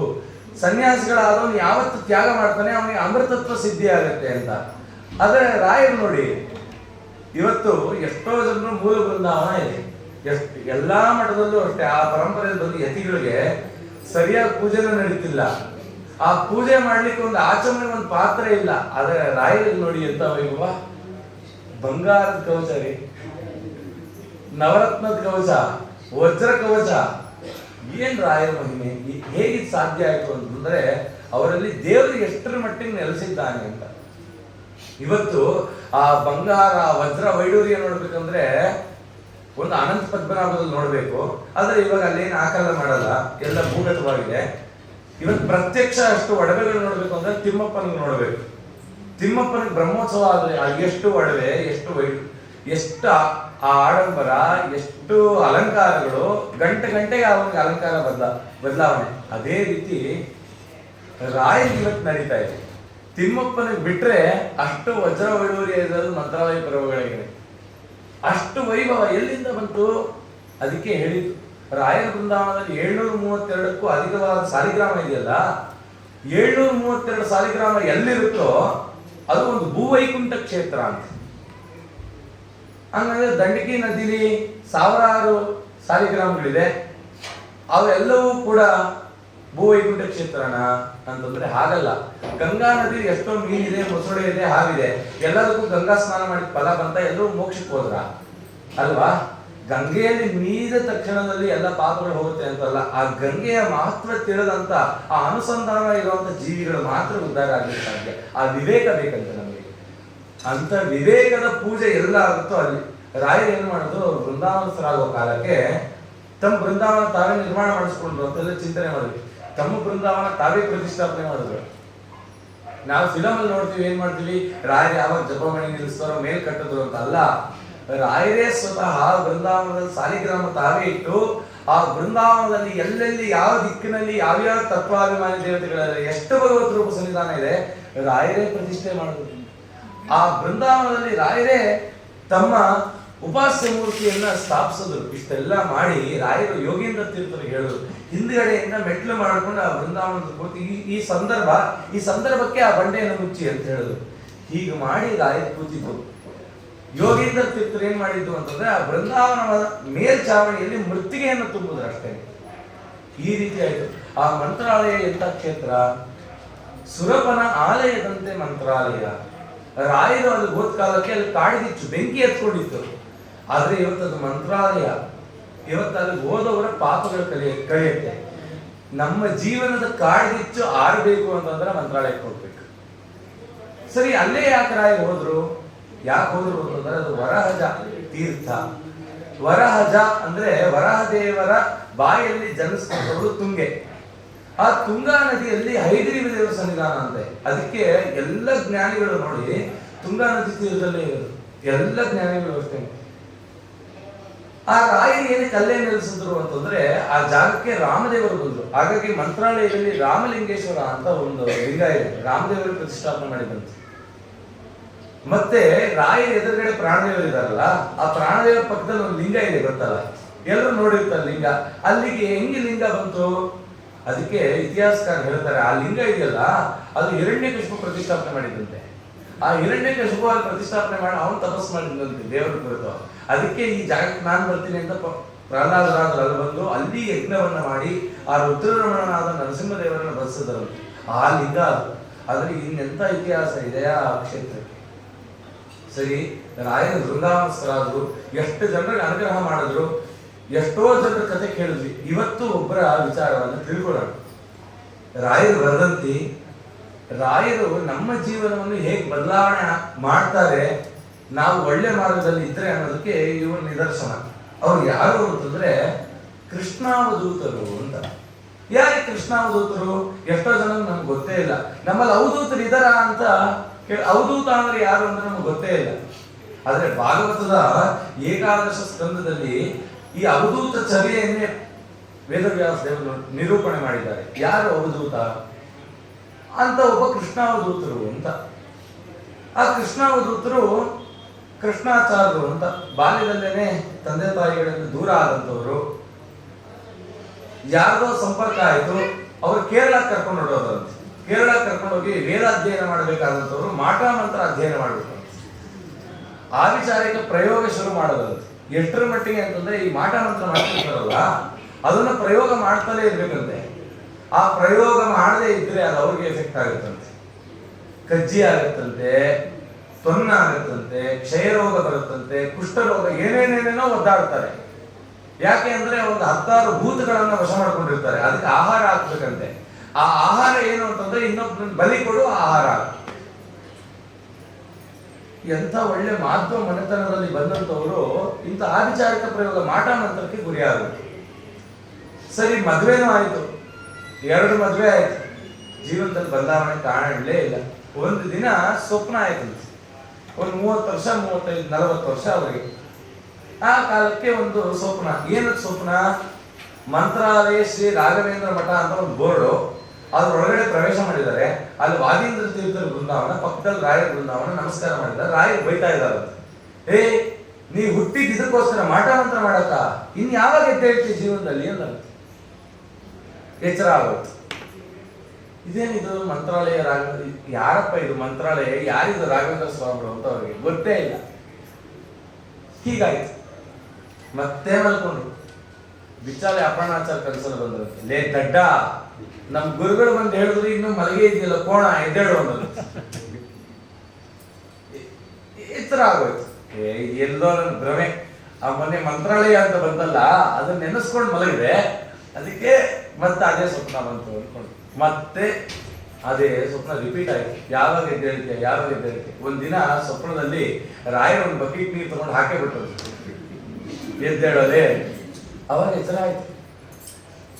ಹೌದಲ್ಲ, ನಾ ಏನ್ ಮಾಡ್ತಾ ಇದ್ದೀನಿ ಅಂತ ಅನಿಸ್ತು. ಜೀವನದಲ್ಲಿ ನಾ ಮಾಡ್ತಿರೋದು ಯಾಕಾದ್ರೂ ಉಪಕಾರ ಆಗ್ತಿದ್ಯಾ, ಅಥವಾ ನನ್ನಿಂದ ಏನಾದ್ರು ಪ್ರಯೋಜನನಾ? ಆಗ ಅಪ್ಪಣ್ಣಾಚಾರ ಅವರಿಗೆ ದರ್ಶನ ಕೊಟ್ರಂತೆ. ದರ್ಶನ ಕೊಟ್ಟಿ ರಾಯರ ದರ್ಶನ ಮಾಡಕ್ ಹೋಗು, ನನ್ನನ್ನು ಭಜಿಸು ಅಂದ್ರಂತ ಅಪ್ಪಣ್ಣಾಚಾರ. ಆಗ ಶ್ರೀ ಅಪ್ಪಣ್ಣಾರ್ಯಾಯ ನಮಃ ಅಂತ ಜಪ ಮಾಡಿದ್ರಂತೆ ಕೃಷ್ಣಾವಧೂತರು. ಶ್ರೀ ಅಪ್ಪಣ್ಣಾರ್ಯಾಯ ನಮಃ ಅಂತ ಜಪ ಮಾಡಿ ಮಂತ್ರಾಲಯವನ್ನು ನೋಡ್ಬೇಕು ಅಂತ ಹೇಳಿ ಕೇರಳದಿಂದ ಮೈಸೂರಿಗೆ ಬಂದು ಈ ಪ್ರಾಂತದ ಯಾರ್ಯಾರು ಕೇಳ್ಕೊಂಡು ಮಂತ್ರಾಲಯಕ್ಕೆ ಹೋದ್ರು. ಮಂತ್ರಾಲಯಕ್ಕೆ ಹೋದ್ರೆ ಇವ್ರಿಗೆ ಹೇಗೆ ಸ್ವಪ್ನ ಆಯಿತು ಹಾಗೆ ಇದೆ ಮಂತ್ರಾಲಯ. ಎಲ್ಲ ಆಯ್ತು. ರಾಯರ ಮುಂದೆ ಬಂದು ನಮಸ್ಕಾರ ಮಾಡಿದ್ರು. ಮೈ ನಡ್ಕ ಹತ್ಕೊಂಡ್ಬಿಟ್ಟು. ಈ ಆವಿಚಾರಕ್ಕೆ ಪ್ರಯೋಗ ಮಾಟ ಮಂತ್ರ ಮಾಡ್ತಿರ್ತಾರಲ್ಲ, ಪ್ರಯೋಗ ಮಾಡಕ್ ಯಾರು ಸಿಗದೆ ಇದ್ರೆ ತನ್ನ ಹೆಂಡತಿ ಮೇಲೆ, ತನ್ನ ತಾಯಿ ಮೇಲೆ ಮಾಡ್ಬಿಡ್ತಾರೆ. ಕಡೆಗೆ ಅವರು ಇಲ್ಲ ಅಂತಂದ್ರೆ ತಮ್ಮ ಮೇಲೆ ತಾವು ಪ್ರಯೋಗ ಮಾಡ್ಕೊಂಡ್ಬಿಡ್ತಾರೆ. ಅಷ್ಟು ಕೆಟ್ಟದಂತೆ ಈ ಮಾಟ ಮಂತ್ರ. ಅವ್ರ ಸ್ಥಿತಿ ಹಾಗಾಗಿತ್ತು. ರಾಯರ ಮುಂದೆ ನಿಂತರು. ಏನಪ್ಪಾ ಎಚ್ಚರ ಆಯ್ತಾ ಅಂತ ಕೇಳಿದ್ರಂತೆ. ರಾಯರು ಮಾತಾಡ್ಸಿದ್ರಂತೆ. ರಾಯರ ಬೃಂದಾವನ ಸಲ 200 ವರ್ಷ ಆಗಿತ್ತು. ರಾಯರು ಮಾತಾಡ್ಸೋದಂತೆ, ಏನಪ್ಪಾ ಎಚ್ಚರ ಆಯ್ತಾ ಅಂತ. ನಮಗೆ ಯಾವಾಗ ಕೇಳ್ತಾರೋ ಗೊತ್ತಿಲ್ಲ ಎಚ್ಚರ ಆಯ್ತಾ ಅಂತ. ಕೇಳಿದ್ರು, ಸ್ವಾಮಿ ನನ್ನ ಉದ್ಧಾರ ಮಾಡ್ಬೇಕು, ನೀವ್ ಯಾರು ಏನು ಇರುತ್ತೆ ಏನು ಕೇಳಿದವರು. ರಾಯರು ಹೊರಟೆ ಹೋದ್ರು, ಮತ್ತೆ ಕಾಣಿಸ್ಲಿಲ್ಲ. ಮಂಚಾಲೆ ಪೂರ್ತಿ ಹುಡುಕಾಡ್ಬಿಟ್ರು. ಯಾರೋ ಬಂದು ನನ್ನ ಮಾತಾಡ್ಸೋದಲ್ಲ ಬೃಂದಾವನದಿಂದ, ಅವ್ರೆಲ್ಲಿ ಅವ್ರ ಹತ್ರ ಮಾತಾಡ್ಬೇಕು. ಆ ತುಂಗಭದ್ರಾ ನದಿ ಬಂಡೆಗೆ ತಲೆ ಚಚ್ಕೊಂಡ್ರು. ರಾಯನಿಗೆ ಎಚ್ಚರಿಸಿದ್ರು, ನನ್ನ ಮತ್ತೆ ಅವ್ರ ದರ್ಶನ ಕೊಡ್ತಿಲ್ಲ, ಮಾತಾಡಿಸ್ತಿಲ್ಲ, ನಾನು ಏನ್ ಮಾಡ್ಲಿ ಮುಂದೆ. ಇನ್ನ ನನ್ನ ಮಿಕ್ಕ ಜೀವನ ರಾಯರ ಪಾದಕ್ಕೆ ಮೀಸಲು ಅಂತಂದ್ರು. ಈ ಜೀವನದ ಒಂದು ಕ್ಷಣವನ್ನ ನನ್ನ ಸುಖಕ್ಕೆ ಅನುಭವಿಸಲ್ಲ ಅಂತ ಹೇಳಿ ತಮ್ಮ ಉಟ್ಟ ಬಟ್ಟೆಯನ್ನ ತ್ಯಜಿಸಿ ಬರೀ ಕೌಪೀನವನ್ನ ಧಾರಣೆ ಮಾಡಿಕೊಂಡು ಹಂಪೆಗೆ ಹೊರಟುಬಿಟ್ರು. ಕಮಲಾಪುರ ಅಂತಿದೆಯಲ್ಲ, ಆ ಕಮಲಾಪುರ ಹತ್ರ ಹೋದ್ರು. ಅಲ್ಲಿ ಜಾಂಬವಂತ ತಪಸ್ ಮಾಡೋದಂತ ಒಂದು ಗುಹೆ ಇದೆ, ಇವತ್ತಿಗೂ ಇದೆ. ಆ ಕಮಲಾಪುರದ ಹತ್ರ ಒಂದು ರಾಯರ ಮಠ ಇದೆ. ಆ ರಾಯರ ಮಠದಲ್ಲಿ ಕೇಳಿದ್ರೆ ಹೇಳ್ತಾರೆ, ಆ ಜಾಂಬವಂತನ ಗುಹೆ. ಆ ಗುಹೆ ಒಳಗಡೆ ಹೋದ್ರು. ಆ ಗುಹೆ ಒಳಗೆ ಒಂದು ಬೆಕ್ಕು ಹೋಯ್ತಂತೆ. ಚಿಕ್ಕ ಬೆಕ್ಕು ಹೋಗುವಷ್ಟೇ ಜಾಗ, ಅದರ ಒಳಗಡೆ ನುಗ್ಗದಂತೆ. ಅಲ್ಲಿ ಕೂತ್ಕೊಂಡು ಓಹೋ ಇದು ರಾಯರೇ ಸೂಚನೆ ಮಾಡಿದ್ದಾರೆ ಈ ಜಾಗ, ಇನ್ನು ನಾನು ಶ್ರೀ ಅಪ್ಪಣ್ಣಾರ್ಯಾಯ ನಮಃ ಶ್ರೀ ರಾಘವೇಂದ್ರಾಯ ನಮಃ ಇವೆರಡೇ ನನ್ನ ಉಸಿರು ಅಂತ ಅನ್ಕೊಂಡ್ರು. ಉಸಿರು ತಗೊಂಡ್ರೆ ಶ್ರೀ ರಾಘವೇಂದ್ರಾಯ ನಮಃ, ಉಸಿರು ಬಿಟ್ರೆ ಅಪ್ಪಣ್ಣಾರ್ಯಾಯ ನಮಃ, ಇಷ್ಟೇ ದೀಕ್ಷೆ. ಊಟ ತಿಂಡಿ ಅಂತಂದ್ರು, ಊಟನೂ ಬೇಡ, ತಿಂಡಿನೂ ಬೇಡ, ನೀರು ಬೇಡ, ನಿದ್ರೆನೂ ಬೇಡ ಅಂತಂದ್ರು. ಹೀಗೆ 12 ವರ್ಷಗಳ ಕಾಲ ರಾಯರಕುಲದ ತಪಸ್ಸು. ನಿದ್ದೆ ಇಲ್ಲ, ಊಟ ಇಲ್ಲ, ಏನಿಲ್ಲ. ಮತ್ತೆ ದೇಹಕ್ಕೆ ಶಕ್ತಿ ಬೇಕಲ್ಲ, ಈ ದೇಹಕ್ಕೆ ಶಕ್ತಿ ಬೇಕು ಅಂತ ಹೇಳಿ ಒಂದು ಮುಷ್ಟಿ ಹುಲ್ಲು ಕಿತ್ಕೋಬೇಕಂತೆ ಗಡಕೆ, ಅದನ್ನ ತಿನ್ಬೇಕಂತೆ, ಒಂದು ಬೊಕ್ಸೆ ನೀರು ಕುಡಿಬೇಕಂತೆ. ಧ್ರುವರಾಜ ಹೇಗೆ ತಪಸ್ಸು ಮಾಡಿದ ಹಾಗೆ ಮಾಡಿದ್ರು ಕೃಷ್ಣ ಬದುಕಿದ್ರು. ಅವರ ತಪಸ್ಸಿನ ಶಕ್ತಿಗೆ ಅವರ ದೇಹ ಕ್ಷೀಣವಾಗೋಯ್ತಂತೆ. ದೇಹ ಕ್ಷೀಣವಾಗಿ ಭೂಮಿಯಿಂದ 7 ಅಡಿ ಮೇಲೆ ದೇಹ ತೇಲ್ತಿತ್ತಂತೆ. ರಾಯರು ಪ್ರತ್ಯಕ್ಷ ಆದ್ರು 12 ವರ್ಷ ಆದ್ಮೇಲೆ. ಅವಾಗ ಬಂದ್ರು. ಅವ್ರು ತಪಸ್ ಮಾಡಿದ ಏನಕ್ಕೆ, ರಾಯರು ಒಮ್ಮೆ ಮಾತಾಡ್ಸಿ ಹೋಗ್ಬಿಟ್ರಲ್ಲ, ಹುಚ್ಚಿಡಿತು ರಾಯನ ಮಾತಾಡಿಸ್ಬೇಕು ಅಂತ. ಆ ರಾಯರನ್ನ ನೋಡ್ಬೇಕು ಅಂತ ರಾಯರ ಮುಂದೆ ಬಂದಿತ್ತು. ಅಷ್ಟೊತ್ತಿಗೆ ಗೊತ್ತಾಯ್ತಂತೆ. ರಾಯರ್ ಕೇಳಿದ್ರು ಏನ್ ಬೇಕು ವರ ಅಂತ. ನಕ್ಕು ಬಿಟ್ರಂತ. ನನ್ನ ವರ ಏನ್ ಬೇಕು ಅಂತ ನೀವು ಕೇಳ್ತೀರಾ, ನನಗೆ ನೀವೇ ವರ, ನನಗೆ ನೀವು ಬೇಕು ಅಂತ. ರಾಯರು ನಕ್ಕಲು, ನಾನು ಬೇಕಾ ಎಲ್ಲ ಹುಚ್ಚ, ನನ್ನ ಹತ್ರ ಏನ್ ಬೇಕು ಕೇಳು. ಕೃಷ್ಣವದತ್ರ ಅಂದ್ರು, ಸ್ವಾಮಿ ನೀವೇ ಏನು ಕೇಳಿಲ್ಲ ನರಸಿಂಹದೇವರ ಹತ್ರ, ಇದು ನಾನ್ ಕೇಳಿದ್ರೆ ತಪ್ಪಾಗತ್ತಲ್ಲ ಅಂದ್ರು. ಇದನ್ನ ರಾಯರ ಹತ್ರ ಮಾತಾಡಿದೀವ ಯಾವತ್ತಾದ್ರು? ಅಷ್ಟು ಭಕ್ತಿ. ಸರಿ, ಇಷ್ಟು ಪುಣ್ಯ ನಿನ್ನಲ್ಲಿದೆ, ಈ ಪುಣ್ಯವನ್ನ ವ್ಯರ್ಥ ಮಾಡ್ಕೋಬೇಡ, ಏನಾದ್ರು ಫಲ ಕೇಳು. ಕೃಷ್ಣಾವಧೂತರಿಗೆ ಭಾಗವತದ ಸ್ಮೃತಿ ನೆನಪಾಯ್ತಂತೆ. ಆ ರಾಯರನ್ನ ಜಪ ಮಾಡಿ ಮಾಡಿ ಮಾಡಿ ಆ ಭಾಗವತದ ತತ್ವ ಅವ್ರಿಗೆ ತಿಳಿತು. ಒಬ್ಬ ರಾಜ ತನ್ನ ಹೆಂಡತಿ ಹೇಳಿದ್ರಂತೆ, ಭಾಗವತ ಕೇಳಿದ್ರೆ, ಪದ್ಮಪುರಾಣದಲ್ಲಿದೆ, ಭಾಗವತ ಕೇಳಿದ್ರೆ ನಮ್ಮ ಸಂಪತ್ತು ದ್ವಿಗುಣವಾಗುತ್ತೆ ಅಂತಿದೆ. ಹೆಂಡತಿ ಹೇಳಿದ್ರು, ನೀನ್ ಹೋಗಿ ಭಾಗವತ ಸಪ್ತಾಹ ಮಾಡ್ಕೊಂಬಾ, ಯಾಕಂದ್ರೆ ನನಗೆ ಭಾಗವತ ಕೇಳಕ್ ಇಷ್ಟ ಇಲ್ಲ, ನಮ್ಮ ಮನೇಲಿ ನಾ ಭಾಗವತ ಮಾಡಿಸಲ್ಲ, ನಿನ್ ಬೇಕಾ? ಎಲ್ಲಿ ಋಷಿಗಳಿದ್ದಾರೆ ಅಲ್ಲಿ ಹುಡ್ಕೊಂಡು ಹೋಗಿ ಆ ಋಷಿಗಳ ಹತ್ರ ಭಾಗವತ ಕೇಳ್ಬಾ ಅಂತಂದ. ಸರಿ, ಹೆಂಡತಿ ಮಾತು ಕೇಳಬೇಕು. ಗಂಡ ರಾಜ ಆದ್ರೂ ಕೂಡ ಎಲ್ಲವನ್ನ ಬಿಟ್ಟು ಒಂದು ಕುದುರೆಯನ್ನೇರಿ ಕಾಡಿಗೆ ಹೋದ. ಒಬ್ಬ ಋಷಿಗಳನ್ನು ಕೇಳ್ದ, ಸ್ವಾಮಿ ಭಾಗವತ ಹೇಳಿ. ಭಾಗವತ ಹೇಳಿದ್ರು. 1 ವಾರ ಸಪ್ತಾಹ ಆಯ್ತು. ಸ್ವಾಮಿ ನಾನು ಈ ತರ ನನ್ನ ಸಂಪತ್ತು ದ್ವಿಗುಣ ಆಗ್ಲಿ ಅನ್ನೋದಕ್ಕೋಸ್ಕರ ಭಾಗವತ ಕೇಳಿದ್ರೆ ನೀವು ಅನುಗ್ರಹ ಮಾಡ್ಬೇಕು. ಆಯ್ತಪ್ಪ ತಥಾಸ್ತು ಅಂದ್ರೆ ಕಳಿಸಿದ್ರು. ಮನೆಗೆ ಬಂದು ನೋಡ್ತಾನೆ ಅವನ ಸಂಪತ್ತು 2 ಪಟ್ಟಾಗಿತ್ತು. ಹೆಂಡತಿಗೆ ಆಸೆ ಆಯ್ತು, ರೀ ಎಲ್ಲ 2 ಪಟ್ಟಾಗಿದೆ, 2ನೇ ಬಾರಿ ಕೇಳಿದ್ರೆ 10 ಪಟ್ಟು ಆಗತ್ತಿದೆ, 10 ಪಟ್ಟು ಆಗೋಡ್ಲಿ, ಆಮೇಲೆ ನಿಮ್ಮನ್ನು ಕಳಿಸಲ್ಲ ಅಂದ್ರು. ಸರಿ ಆಯ್ತು, ಈ ಹೆಂಡತಿ ಮಾತು ಕೇಳಲೇಬೇಕು. ಮತ್ತೆ ಹೋದ, ಮತ್ತೆ ಕೇಳ್ದ. ಅವ್ರೇನು ಕೇಳಲಿಲ್ಲ ಋಷಿಗಳು. ನೀ ಸರಿ ಭಾಗವತ ಕೇಳ್ತಾ ಕೇಳು. ಮತ್ತೆ ಭಾಗವತ ಹೇಳೋದು. 7 ದಿನಗಳ ಕಾಲ ಉಪವಾಸ ಇದ್ದ. ಬೆಳಗ್ಗೆ ಎಲ್ಲ ಭಾಗವತ ಶ್ಲೋಕ ಪಾರಾಯಣ. ಎಷ್ಟು ಶ್ಲೋಕಗಳು ಪಾರಾಯಣ ಮಾಡಿದ್ದಾನೆ ಅದರ ಪ್ರವಚನ. ಪೂರ್ತಿ ಉಪವಾಸ 7 ದಿನ. ಮತ್ತೆ ಕೇಳದ ಫಲ, ಸ್ವಾಮಿ ನನ್ನ ಏನ್ ಸಂಪತ್ತಿದೆ ಅದು 10 ಪಟ್ಟ ಆಗಬೇಕು, ತಥಾಸ್ತು ಕಳಿಸೋದು. ಮನೆಗೆ ಹೋಗಿ ನೋಡಿದ 10 ಪಟ್ಟ ಆಯ್ತು. ಹೆಂಡತಿ ಹೇಳುದು, ಇನ್ನೇನ್ ಬೇಡ, ಇನ್ನೇನು ಜೀವನ ಇರೋಣ. ಅವನಿಗೆ ಪ್ರತಿದಿನ ಭಾಗವತ ತತ್ವ ನೆನಪಾಗ್ತಿತ್ತು. ಹೇಳಿ ಹೆಂಡತಿಗೆ ಹೇಳ್ದ, ಈ ಸರಿ ನಾನು ಭಾಗವತ ಕೇಳ್ಕೊಂಡ್ ಬರ್ತೀನಿ ಅಂತ. ಅಯ್ಯೋ ಎಷ್ಟು ಒಳ್ಳೆಯ ಬುದ್ಧಿವಂತ ನಿಮಗೆ, ಈಗ 100 ಪಟ್ಟಾಗತ್ತೆ ಹೌದು ಅಂತ ಹೇಳ್ಕೊಂಡು ಮತ್ತೆ ಕಾಡಿಗೆ ಹೋದ. ಋಷಿಗಳ ಹತ್ರ ಕೇಳ್ದ. 7 ದಿನ ಸಪ್ತಾಹ ಆಯ್ತು.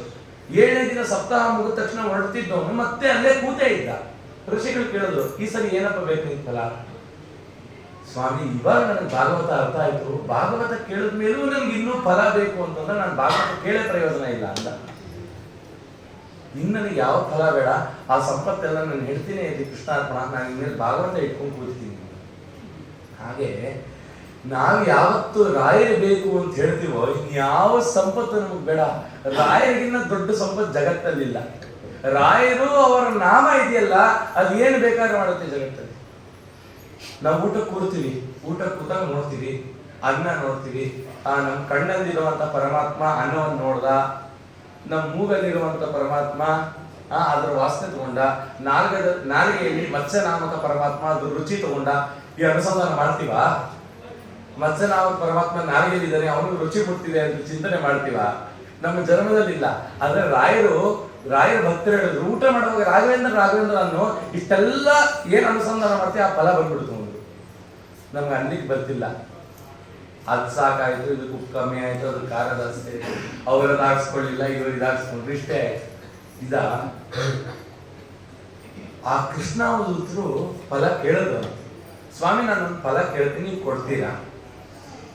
ಖಂಡಿತ ಕೊಡ್ತೀನಪ್ಪ, ಅದಕ್ಕೆ ನಾ ಬಂದಿರೋದು ಅಂತಂದ್ರೆ. ಏನ್ ಬೇಕು ಫಲ?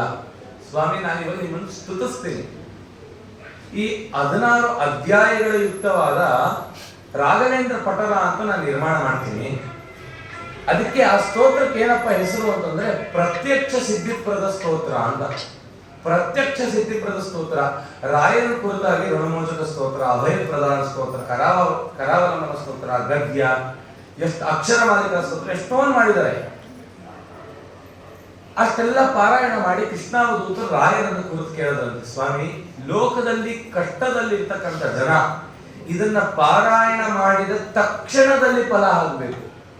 ನಾವು ರಾಯರ ಸೇವೆ ಮಾಡಿದ್ವಿ, ಒಂದು ವಾರ ಬಿಟ್ಟು ಫಲ ಆಗುತ್ತೆ, 48 ದಿನ ಫಲ ಆಗುತ್ತೆ ಅಲ್ಲ, ಇದನ್ನ ಪಾರಾಯಣ ಮಾಡಿದ ತಕ್ಷಣ ಫಲ ಆಗಬೇಕು. ಪ್ರತ್ಯಕ್ಷ ಸಿದ್ಧಿಪ್ರದ ಸ್ತೋತ್ರ ರಾಯರು ಹೇಳಿದ್ರು ತಥಾಸ್ತು. ಒಂದು ಇವತ್ತಿಗೆ ನಾವೆಲ್ಲ ರಾಯರ ಭಕ್ತರು, ನಾವು ಆ ರಾಘವೇಂದ್ರ ಪಟಲ ಇದೆ ಅನ್ನೋದು ತಿಳ್ಕೊಂಡ್ವಾ, ನಮ್ಮ ಜನಗಳಲ್ಲಿ ಪಾರಾಯಣ ಮಾಡಿದ್ವಾ, ಮತ್ ನಾವು ಉದ್ಧಾರ ಆಗಿದೆ ಯಾವಾಗ? ಅದನ್ನೆಲ್ಲ ಇದೆ. ಆ ರಾಘವೇಂದ್ರ ಪಟಲದ ಒಂದು ಭಾಗನೇ ಅಜ್ಞಾನ ನಾಶಾಯ ಸುಜ್ಞಾನ ಪೂರ್ಣಾಯ ವಿಜ್ಞಾನ ನಮಸ್ತೆ ಗುರು ಶ್ರೀ ರಾಘವೇಂದ್ರ. ಆ ರಾಘವೇಂದ್ರ ಪಟಲದ ಏಕಾದಶ ಪಟಲದಲ್ಲಿ ಪ್ರದಕ್ಷಿಣ ಪಟಲ ಅಂತ, ಆ ಪಟಲವನ್ನು ಹೇಳ್ತಾ ರಾಯರಿಗೆ ಪ್ರದಕ್ಷಿಣೆ ಹಾಕ್ಬೇಕಂತೆ. ಆತರ ಎಷ್ಟೊಂದು ಪಟಲಗಳಿದೆ, ಹೇಳಿ ಬಹಳ ಸುಲಭ. ಅವ್ರು ಹೇಳ್ತಾರೆ, ಶ್ರಿತಾನಂ ಸ್ವಪಾದಂ ಮನೋಭೀಷ್ಟದಾನಿ ಸುರದ್ರ ಪ್ರಮೋದ ಪ್ರದಾದಿ ಪ್ರಭಾವ ಅವತ್ವಂ ಸದಾಶ್ರೀ ಗುರೋ ರಾಘವೇಂದ್ರ ಪ್ರಭೋಮೇ ಶಿರಸ್ಯ ಸುಹಸ್ತಂ ನಿದೇಹಿ. ಈ ಸ್ತೋತ್ರ ಮಾಡ್ತಾ ಅಭಯ ಪ್ರದಾನ ಸ್ತೋತ್ರ ಮಾಡ್ತಾ ರಾಯರ ಹತ್ರ ಕೇಳ್ಕೊಂಡಂತೆ ಕೃಷ್ಣಾವಧೂತರು, ಯಾರೇ ಅಭಯ ಪ್ರದಾನ ಸ್ತೋತ್ರ ಹೇಳ್ತಾರ, ರಾಯರೇ ನೀವು ನಿಮ್ಮ ಹಸ್ತವನ್ನ ಅವ್ರ ತಲೆ ಮೇಲೆ ಇಡಬೇಕು, ಅದು ಅವ್ರಿಗೆ ಫೀಲ್ ಆಗ್ಬೇಕು ಅಂದ್ರಂತೆ. ದುಃಖ ಇದೆಯಲ್ಲ ಸ್ವಾಮಿ, ದುಃಖ ಇರೋವರೆಗೂ ನೀವು ಹಸ್ತ ಸ್ಪರ್ಶ ಮಾಡಿದ್ರೆ ಗೊತ್ತಾಗುತ್ತೆ, ದುಃಖದ್ದೇ ಇರುತ್ತಲ್ಲ, ಚಿಂತೆ ಮಾಡಬೇಡಿ, ದುರಿತ ದೂರ ಆಗ್ಬೇಕು, ಸ್ತೋತ್ರ ಮಾಡ್ತೀನಿ. ಶ್ರೀಪತಿ ಬೋಧ ವಿಬೋಧ ಕಬಾದಿತ ಬಾದಿತ ಸಾಧನ ಸಾಧನ ಭೋ ರಾಘವೇಂದ್ರ ಗುರು ರಾಜಭವೋದ್ಭವ ದುಃಖವಿದಂ ಮೇ ಪರಿಹರವೋ. ಸ್ವಾಮಿ ಇಂಥ ರಾಯರನ್ನು ಹಿಡಿದ ಮೇಲೂ ನಿಮ್ಮ ಹತ್ರ ದುಃಖ ಇದೆಯಾ? ಖಂಡಿತ ಇಲ್ಲ. ಆ ದುಃಖವನ್ನ ಹೇಳಿ ರಾಯರ ಅಭಯ ಮಾಡ್ದಾಗೆ ಅಂತಂದ್ರು. ಮತ್ತೆ ರಾಯರ ಪಾದ ಬೇಕಲ್ಲ ಅಂದ್ರು. ರಾಯರ ಪಾದಕ್ಕೆ ಒಂದು ಶ್ಲೋಕ ಮಾಡಿದ್ರು.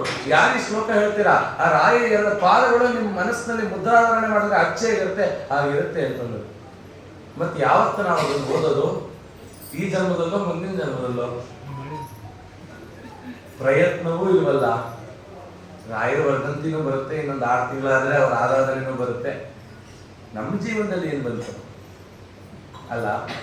ರಾಯರು 48 ಗ್ರಂಥಗಳನ್ನ ನಿರ್ಮಾಣ ಮಾಡಿದ್ರು. ಒಂದು ಗ್ರಂಥದ ಹೆಸರೇ ನಮ್ಮ ಪರಿಮಳ ಅಂದ್ಬಿಡ್ತೀವಿ. ಏನಿದೆ ಅದರಲ್ಲಿ?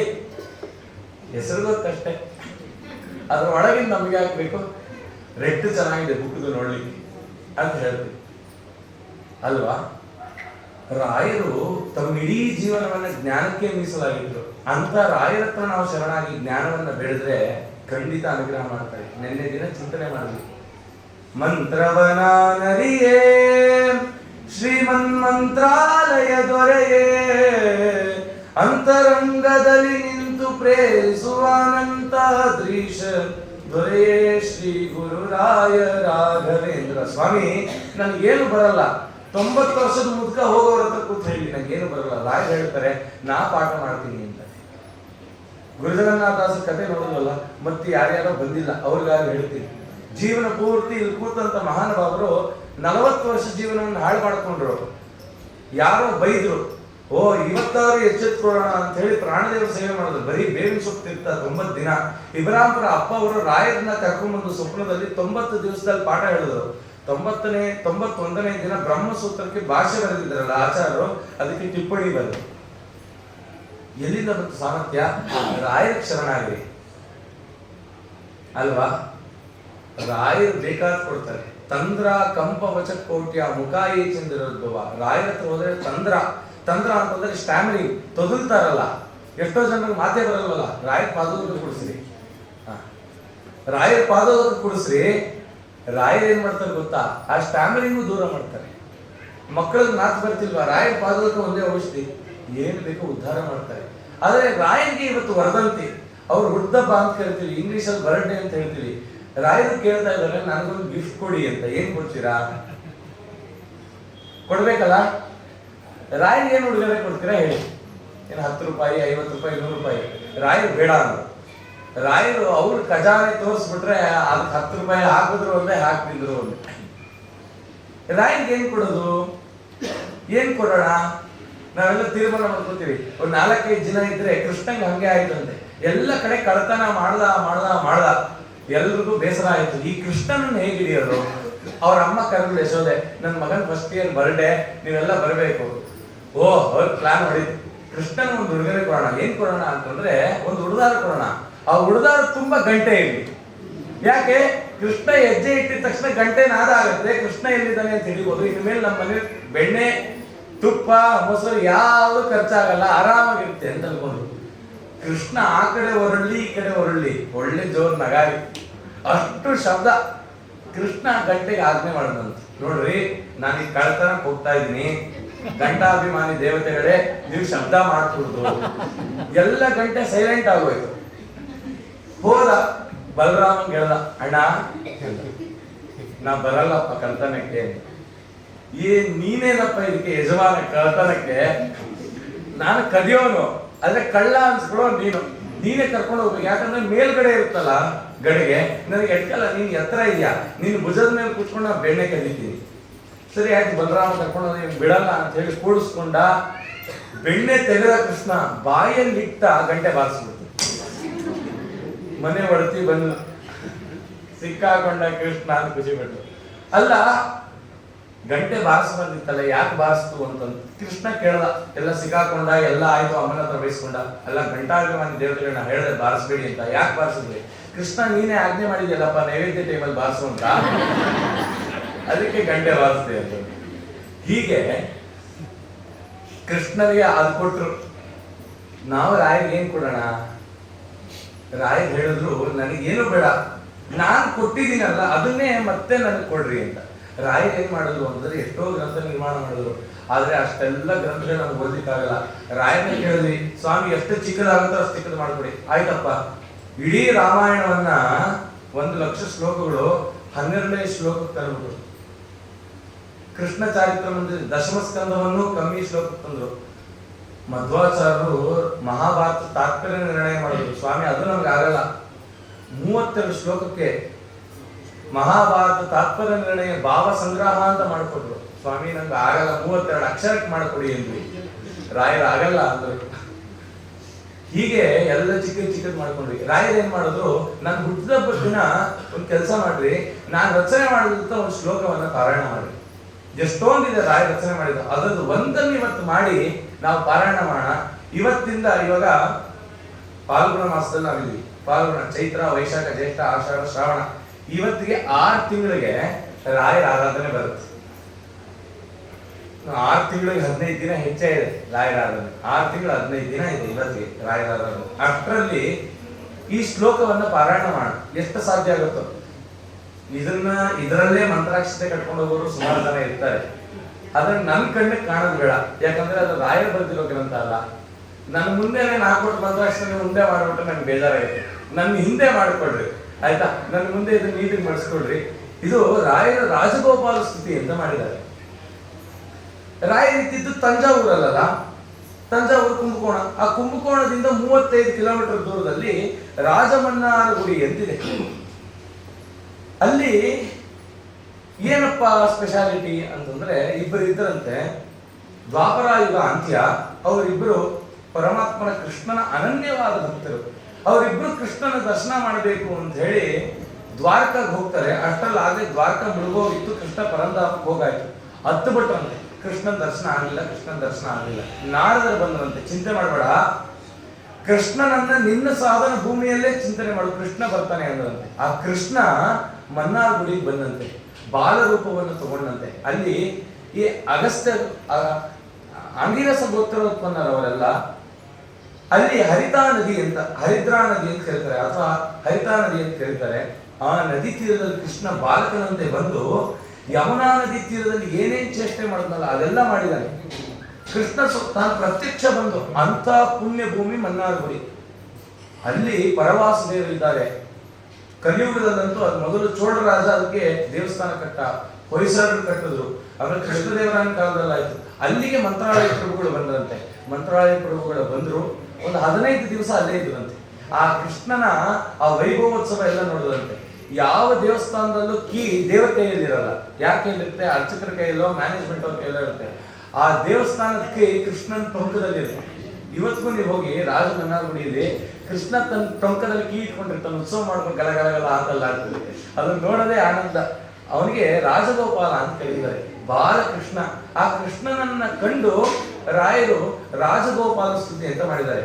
ರಾಯರಿಗೆ ಗೊತ್ತು ನಮ್ಗೆ 1 ನಿಮಿಷಕ್ಕೆ 60 ಸೆಕೆಂಡ್ ಇದೆ, ಜನ 6 ಸೆಕೆಂಡು ಕೊಡಲ್ಲ, ಆದ್ರೂ ಒಂದು ನಿಮಿಷ ಕೊಡಿ, 6 ಶ್ಲೋಕ ಮಾಡ್ತೀನಿ, ಹೆಚ್ಚು ಮಾಡಿದ್ರೆ ನಿಮ್ಗೆ ಪಾರಾಯಣ ಮಾಡ್ಲಿಕ್ಕೆ ಆಸಕ್ತಿ ಇರಲ್ಲ, 6 ಶ್ಲೋಕ ಮಾಡ್ತೀನಿ ಅಂತ ರಾಯರು ಮಾಡಿದ್ದಾರೆ. ಒಂದು 50 ಕಾಪಿ ಇದೆ, ಇದನ್ನೆಲ್ಲ ಮಾಡ್ಕೊಳ್ರಿ. ನಾವು ಒಂದ್ಸರಿ ಹೇಳ್ಕೊಡ್ತೀನಿ, ನೀವು ಹೇಳ್ಕೊಳ್ರಿ.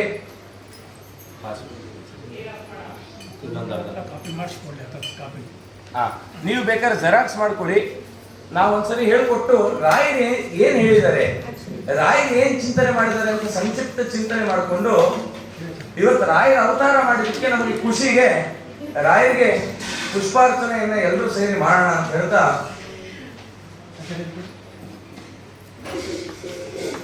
ಹೆಚ್ಚು ಸಾಕಾಗ್ಲಿಲ್ಲ ಅಂತಂದ್ರೆ ಪಕ್ಕದಲ್ಲಿ ಇರೋರ್ದು ಒಂದು ನೋಡ್ಕೊಂಡು ಸ್ವಲ್ಪ ಅಭ್ಯಾಸ ಮಾಡಿ.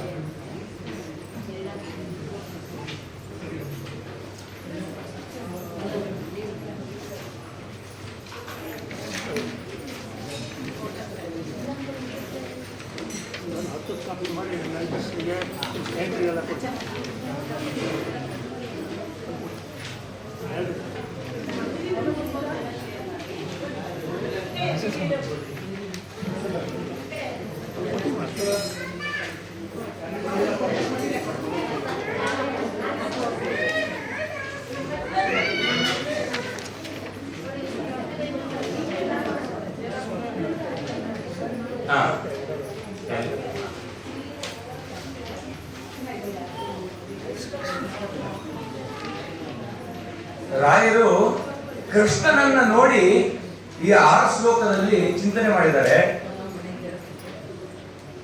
ಪದ್ಯವನ್ನ ಸುಮ್ಮನೆ ನೋಡ್ರಿ, ಆಮೇಲೆ ನಾ ಹೇಳ್ಕೊಡ್ತೀನಿ. ರಾಯರು ರಾಜಗೋಪಾಲನ ಸ್ತುತಿ ಮಾಡುವಾಗ ಮೊದಲನೇ ಚರಣದಲ್ಲಿ ಹೇಳ್ತಾರೆ, ಕೃತಿಬೋಧ ದುರ್ಗರಸ ವಾಸನ ಕೃತೆ ಪರಿನಿರ್ಮಿತ ವಿವಪಯೋಜ ತಲ್ಲಣೌ ಅಪವರ್ಗ ಮಾರ್ಗ ಪರಿಬೋಧನಾಯ ಮೇ ಚರಣೌ ತವೇಶ ಕಿಮುಚಿನ್ನ ಪಲ್ಲವೌ. ಕೃಷ್ಣ, ನನ್ನ ಹೃದಯ ಇದೆಯಲ್ಲ, ಇದು ನಿನ್ನನ್ನ ಬದಿಸ್ತಾ ಇದೆ. ಈ ಹೃದಯ ಹಾಲಂತೆ. ಈ ಹಾಲು ಬರೀ ಹಾಲಾಗಿದ್ರೆ ಅದನ್ನ ನಾಶ ಆಗೋಗ್ಬಿಡುತ್ತೆ. ನಿನ್ನ ಚರಣೋತವೇಶ, ನಿನ್ನ ಈ ಮೃದುವಾದ ಚರಣ ಈ ಹಾಲಿಗೆ ಅಂದ್ರೆ ಈ ಹೃದಯಕ್ಕೆ ಮೀಟ್ಲಿ. ಆಗೇನಾಗುತ್ತೆ, ಆ ಹಾಲಿಗೆ ಕೇಸರಿ ಪಂಚಕರ್ಪೂರ ಇದನ್ನೆಲ್ಲ ಹಾಕಿದ್ರೆ ಎಷ್ಟು ಚೆನ್ನಾಗಾಗುತ್ತಲ್ಲ ಹಾಲು. ಹೀಗೆ ಭಕ್ತಿ ಭರಿತವಾಗುತ್ತೆ. ಆ ಹೃದಯ ಬೋಧ ದುರ್ಗರಸ ವಾಸನ ಆಗುತ್ತೆ. ಆ ನಿನ್ನ ಚರಣಗಳು ಸದಾ ನನ್ನನ್ನು ರಕ್ಷಣೆ ಮಾಡಲಿ ಅಂತ ಚರಣಗಳಿಗೆ ನಾನು ನಮಿಸ್ತೀನಿ. ಇಡೀ ಜಗತ್ತು ಆ ಚರಣಕ್ಕೆ ಮೋಹಗೊಂಡಿದೆ. ಲಕ್ಷ್ಮೀದೇವಿ ಸದಾ ಕಾಲ ಆ ಚರಣವನ್ನೇ ನೋಡಿ ತನ್ನ ಮೈ ಮರ್ತಿದ್ದಾಳೆ. ಅಂತ ಚರಣವನ್ನ ನನ್ನ ಹೃದಯಕ್ಕೆ ಸ್ಪರ್ಶ ಮಾಡುವಂತ ಕೇಳ್ತಾ, ಉಪರಿಷ್ಟಿತೇನ ಪುರತಶ್ಚ ನಶ್ವರ ವ್ಯವಹಾರ ದೋರಗಿರಾಮನಾರತಂ ಪ್ರಣವದ್ವಯೇನ ಮಣಿನೂಪುರಾತ್ಮನ ಪರಿಕರ್ಮಿತೆ ತವ ಪದೇ ಪದೇ ಮುದಾ. ನಿನ್ನ ಪಾದಕ್ಕೆ ಆ ಗೆಜ್ಜೆ ಇದೆ. ಆ ಗೆಜ್ಜೆ ಇದೆಯಲ್ಲ, ಏನಕ್ಕೆ ಆ ಗೆಜ್ಜೆ ಇದೆ ಅಂತಂದ್ರೆ, ವೇದಗಳೆಲ್ಲ ಮಂತ್ರ, ಗಂಟೆ ಬಾರಿಸ್ತೀವಿ, ಅದು ಯಾವ್ದಾದ್ರು ಮಂತ್ರ ಹೇಳ್ತಿದ್ಯಾ? ಇಲ್ಲ, ನಾದೋಪಾಸನೆ ಅಂತ ಜಾಗಟೆ ಬಾರಿಸ್ತೀವಲ್ಲ ನಾದ, ಹಾಗೆ ಆ ನಿನ್ನ ಗೆಜ್ಜೆ ಎಂಬ ಮಧುರವಾದ ನಾದ ನಿನ್ನಲ್ಲಿ ಭಕ್ತಿ ಬರೋ ಹಾಗೆ ಮಾಡಿ. ರುಚಿವಾರಿ ಪೂರ್ಣ ರುಚಿರಂಬುಜಾಂತರಂ ಶಿಶಿರಂ ತಟಾಗಮವಗಾವ್ಯತಾವರಂ. ರಾಯರ ಚಿಂತನೆ ನೋಡ್ರಿ, ಅವರ ಕಾವ್ಯ ಶಕ್ತಿ. ಇದರ ಮಂಗಳ ಮಾಡೋಣ ರಾಯರ ಆರಾಧನೆಗೆ, ಅವಾಗ ಇದರ ಬಗ್ಗೆ ವಿಸ್ತಾರವಾಗಿ ಹೇಳ್ತೀನಿ. ಇದ್ರ ಚಿಂತನೆ ಎಷ್ಟು ಮಾಡಬೇಕು ಅಂತ ಮಾತ್ರ ಹೇಳ್ತೀನಿ. ರಾಯರು ಹೇಳ್ತಾ ಇದ್ದಾರೆ, ರಾಯರು ಹಸುವಂತೆ, ಅವ್ರ ಹಸುವನೇ, ಅವ್ರ ಕಾಮಧೇನುನೇ. ಅವ್ರು ಹೇಳ್ತಿದ್ದಾರೆ, ರುಚಿರಂ ವಾರಿ ಪೂರ್ಣ ರುಚಿರಂ ಭುಜಾಂತರ. ಕೃಷ್ಣ ನಿನ್ನ ಎರಡು ಭುಜ ಇದೆಯಲ್ಲ, ಅದು ನಿನ್ನ ಹೃದಯವೆಂಬ ಒಂದು ಕೊಳ. ನಿನ್ನ ಹೃದಯನೇ ಕೊಳ, ಆ ಕೊಳಕ್ಕೆ ಎರಡು ತಟಾಕ ಭುಜ. ಆ ತಟಾಕದಲ್ಲಿ ನಾ ಕಾಲಿಟ್ಕೊಂಡು ಆ ನೀರನ್ನು ಕುಡಿತಾ ನನ್ನ ಎರಡು ಕಣ್ಣುಗಳಲ್ಲಿ ನಿನ್ನ ಮುಖವನ್ನು ನೋಡ್ತಾ ಇದ್ದೀನಿ.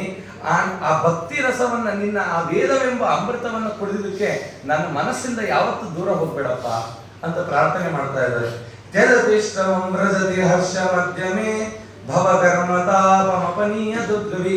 ಆ ಕೃಷ್ಣನ ನಾಮಾಮೃತವೆಂಬ ಜಲವನ್ನ ನಾವು ಕುಡಿದ್ರೆ ನಮಗೆ ಸಂಸಾರ ಬಂಧನವನ್ನ ಆ ಕೃಷ್ಣ ಕಳಿತಾನಂತೆ.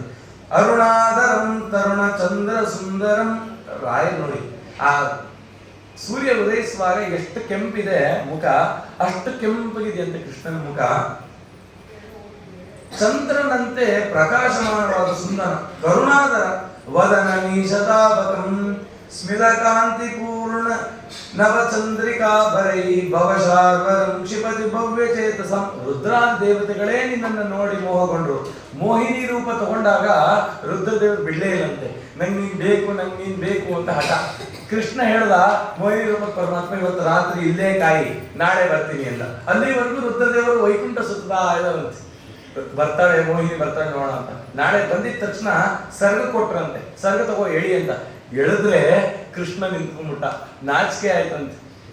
ಅಲ್ಲ, ಕೃಷ್ಣನನ್ನು ನೋಡಿ ಇಷ್ಟು ಮೋಹಗೊಂಡು ಬಿಟ್ಟ ನಾನು ಅಂತ. ಅಷ್ಟು ಸೌಂದರ್ಯವಂತೆ ಕೃಷ್ಣ.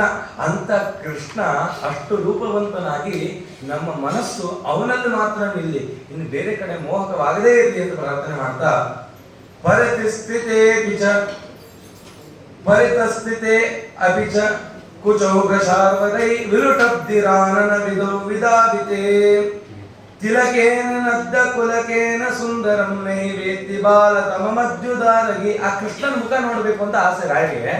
ಆ ಕೃಷ್ಣನ ಕೇಶ ಮುಚ್ಕೋದು ಆಗಿಂತ ಹಣೆ. ಆಗೇನಾಯ್ತು, ಅವ್ರಿಗೆ ಡಿಸ್ಟರ್ಬ್ ಆಯ್ತು ಅಂತ. ಕೃಷ್ಣನ್ ಮುಖ ನೋಡ್ಬೇಕು ಅಂತಿದ್ರೆ ಅವ್ನ ಕೂದಲು ಅಡ್ಡ ಆಗ್ತಿದೆಯಲ್ಲ, ಅದಕ್ಕೆ ರಾಯ ಹೇಳಿದ್ರು ತಿಲಕೇನ ನದ್ದ ಕುಲಕೇನ ಸುಂದರಂ. ಅವ್ನು ತಿಲಕ ಇಟ್ಕೊಂಡಿದಾನಲ್ಲ, ಆ ತಿಲಕದ ಪ್ರಕಾಶಕ್ಕೆ ಇಡೀ ಜಗತ್ತಿನಲ್ಲೇ ವಿಶ್ವರೂಪನಾಗಿ ಅವನು ಕಾಣಿಸ್ತಾ ಇದ್ದಾನೆ. ಹಾಗಾಗಿ ಅವನ ಕೇಶವೇ ಸುಂದರ ಅಂತ ವರ್ಣನೆ ಮಾಡ್ತಾ, ಅಲಕಾವ್ರತಾಲಿಕಮುದಾರ ಮುನ್ನಸಂ ಸ್ಮಿತ ಪುಲ್ಲ ಗಂಡತಲ ಮುಲ್ಲ ಸನ್ಮುಖಂ ದರವಾಮ ಭಾಗನತ ಮೌಲಿ ಮೋಹನಂ ತವ ದೇವನೈವ ಹೃದಯಂ ಜಹಾತುಮೆ.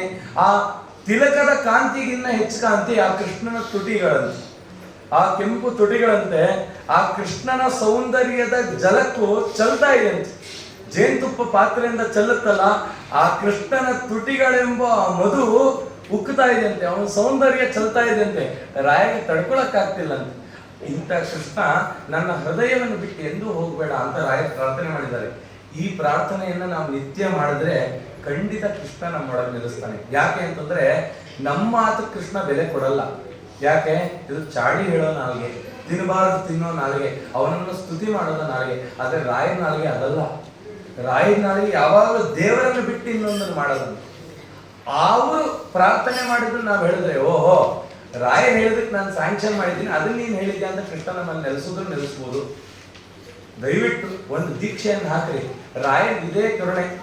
ನಾನು ಒಂದು ವಾರ ಪ್ರವಚನ ಮಾಡಿದ್ದಕ್ಕೆ, ಇಷ್ಟು ದಿನ ಪ್ರವಚನ ಮಾಡಿದ್ದಕ್ಕೆ ಒಂದು ಸಾರ್ಥಕ್ಯ. ಇದನ್ನ ನಾವು ಮಾಡಿ ನೆಕ್ಸ್ಟ್ ರಾಯರು ದಶಾವತಾರ ಸ್ತವನ ಮಾಡಿದ್ದಾರೆ. ರಾಯರ ಅದನ್ನ ಸಂಕಲ್ಪ ಮಾಡೋಣ. ಇದು ಪೂರ್ಣ ಆದ್ರೆ ತಾನೇ ಇನ್ನೊಂದು ಸಂಕಲ್ಪ ಮಾಡೋದು. ನನಗೆ ಇದು 100 ಜನ ಕೂತಿರ್ಬೋದು, 10 ಜನ ಇದನ್ನು ಮಾಡಿದ್ರು ಸಾಕು. ಯಾಕಂದ್ರೆ ಕೊಟ್ಟಿದ್ದೆಲ್ಲ ನೆಟ್ಟ ಸಸಿಗಳೆಲ್ಲ ಫಲ ಕೊಡಲ್ಲ. ಆದ್ರೆ ನಾವು ಫಲವನ್ನ ಅನುಭವಿಸ್ಬೇಕು. ರಾಮಕೃಷ್ಣ ಪರಮಹಂಸ ಹಂಸರಿಗೆ 1000 ಜನ ಶಿಷ್ಯಂದ್ರು. ಎಲ್ಲರೂ ವಿವೇಕಾನಂದ ಆದ್ರ ಇಲ್ಲ. ಅದಕ್ಕೆ ನನಗೂ ಅಂತ ದುರಾಸೆ ಇಲ್ಲ. 10 ಜನ ಆದ್ರು ಇದನ್ನ ನಿಜ ಇಟ್ಕೊಂಡು ರಾಯರಾದ ಅರ್ಪಣೆ ಮಾಡಿದ್ರು. ಇದರಲ್ಲಿ ಮೇಲ್ಗಡೆ ರಾಘಣ್ಣ ಅವ್ರ ಫೋನ್ ನಂಬರ್ ಇದೆ. ನೀವು ನಿಜ ದೀಕ್ಷೆ ತಗೊಂಡು ಇಷ್ಟು ನಾವು ಜಪ ಮಾಡಿದೀವಿ, ಇದನ್ನ ಇಷ್ಟು ಸರಿ ಹೇಳಿದೀವಿ ಅಂತಂದ್ರೆ ಬೇಕಾದ್ರೆ ಒಂದು ಗ್ರೂಪ್ ಮಾಡೋಣ, ವಾಟ್ಸಪ್ ಗ್ರೂಪ್.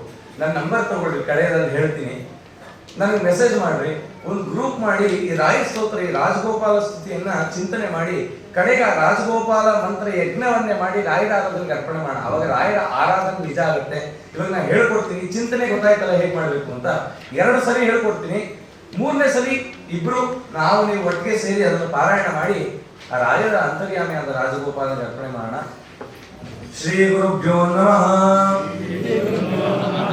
ಅಥ ರಾಜಗೋಪಾಲ ಸ್ತುತಿ ಹೃದಿ ಬೋಧ दुर्गरस वासनाकृते परिनिर्मिता दिव वयोजतल्लणौ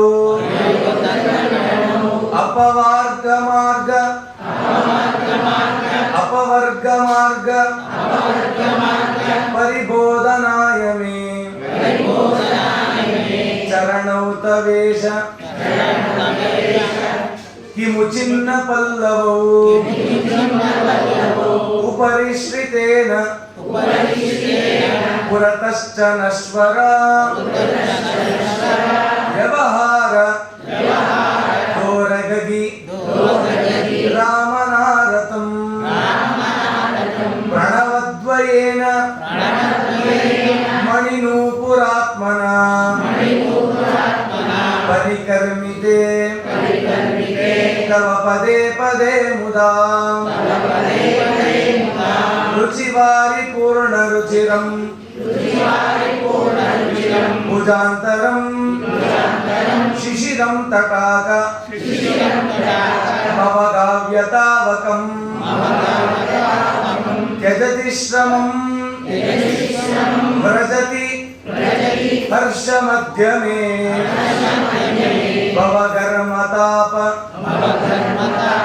मपनीय दुर्गवी अरुणाधरं तरुणचंद्र सुंदरಂ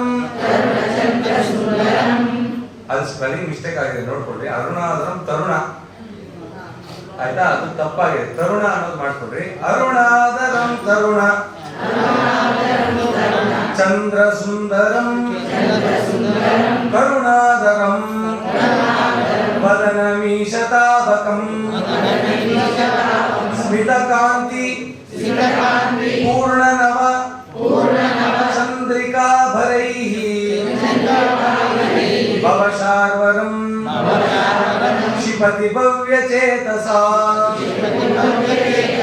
परितस्थितेऽपि च कुचौघशार्वरै विलुठब्धिरानन विदौ विदाविते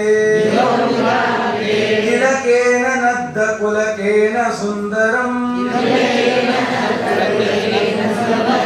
नहि वेत्ति बालतम मद्युदारगी अलकावृतालिक मुदारमुन्नसं स्मितपुल्लगण्ड तलमुल्लसन्मुखं धरवामभागनत मौलिमोहनं तव देवनैव ಹೃದಯಂ ಜಹಾತು ಮೇ. ಇನ್ನೊಂದ್ಸರಿ ಹೇಳ್ಕೊಡ್ತೀನಿ, ಆಮೇಲೆ ಒಟ್ಟಿಗೆ ಹೇಳೋಣ. ಹೃದಿಬೋಧದುದ್ಗರಸ ವಾಸನಾಕೃತೆ ಪರಿನಿರ್ಮಿತಾ ವಿವಪಯೋಜತಲ್ಲಣೌ ಅಪವರ್ಗ ಮಾರ್ಗ ಪರಿಬೋಧನಾಯ ಮೇ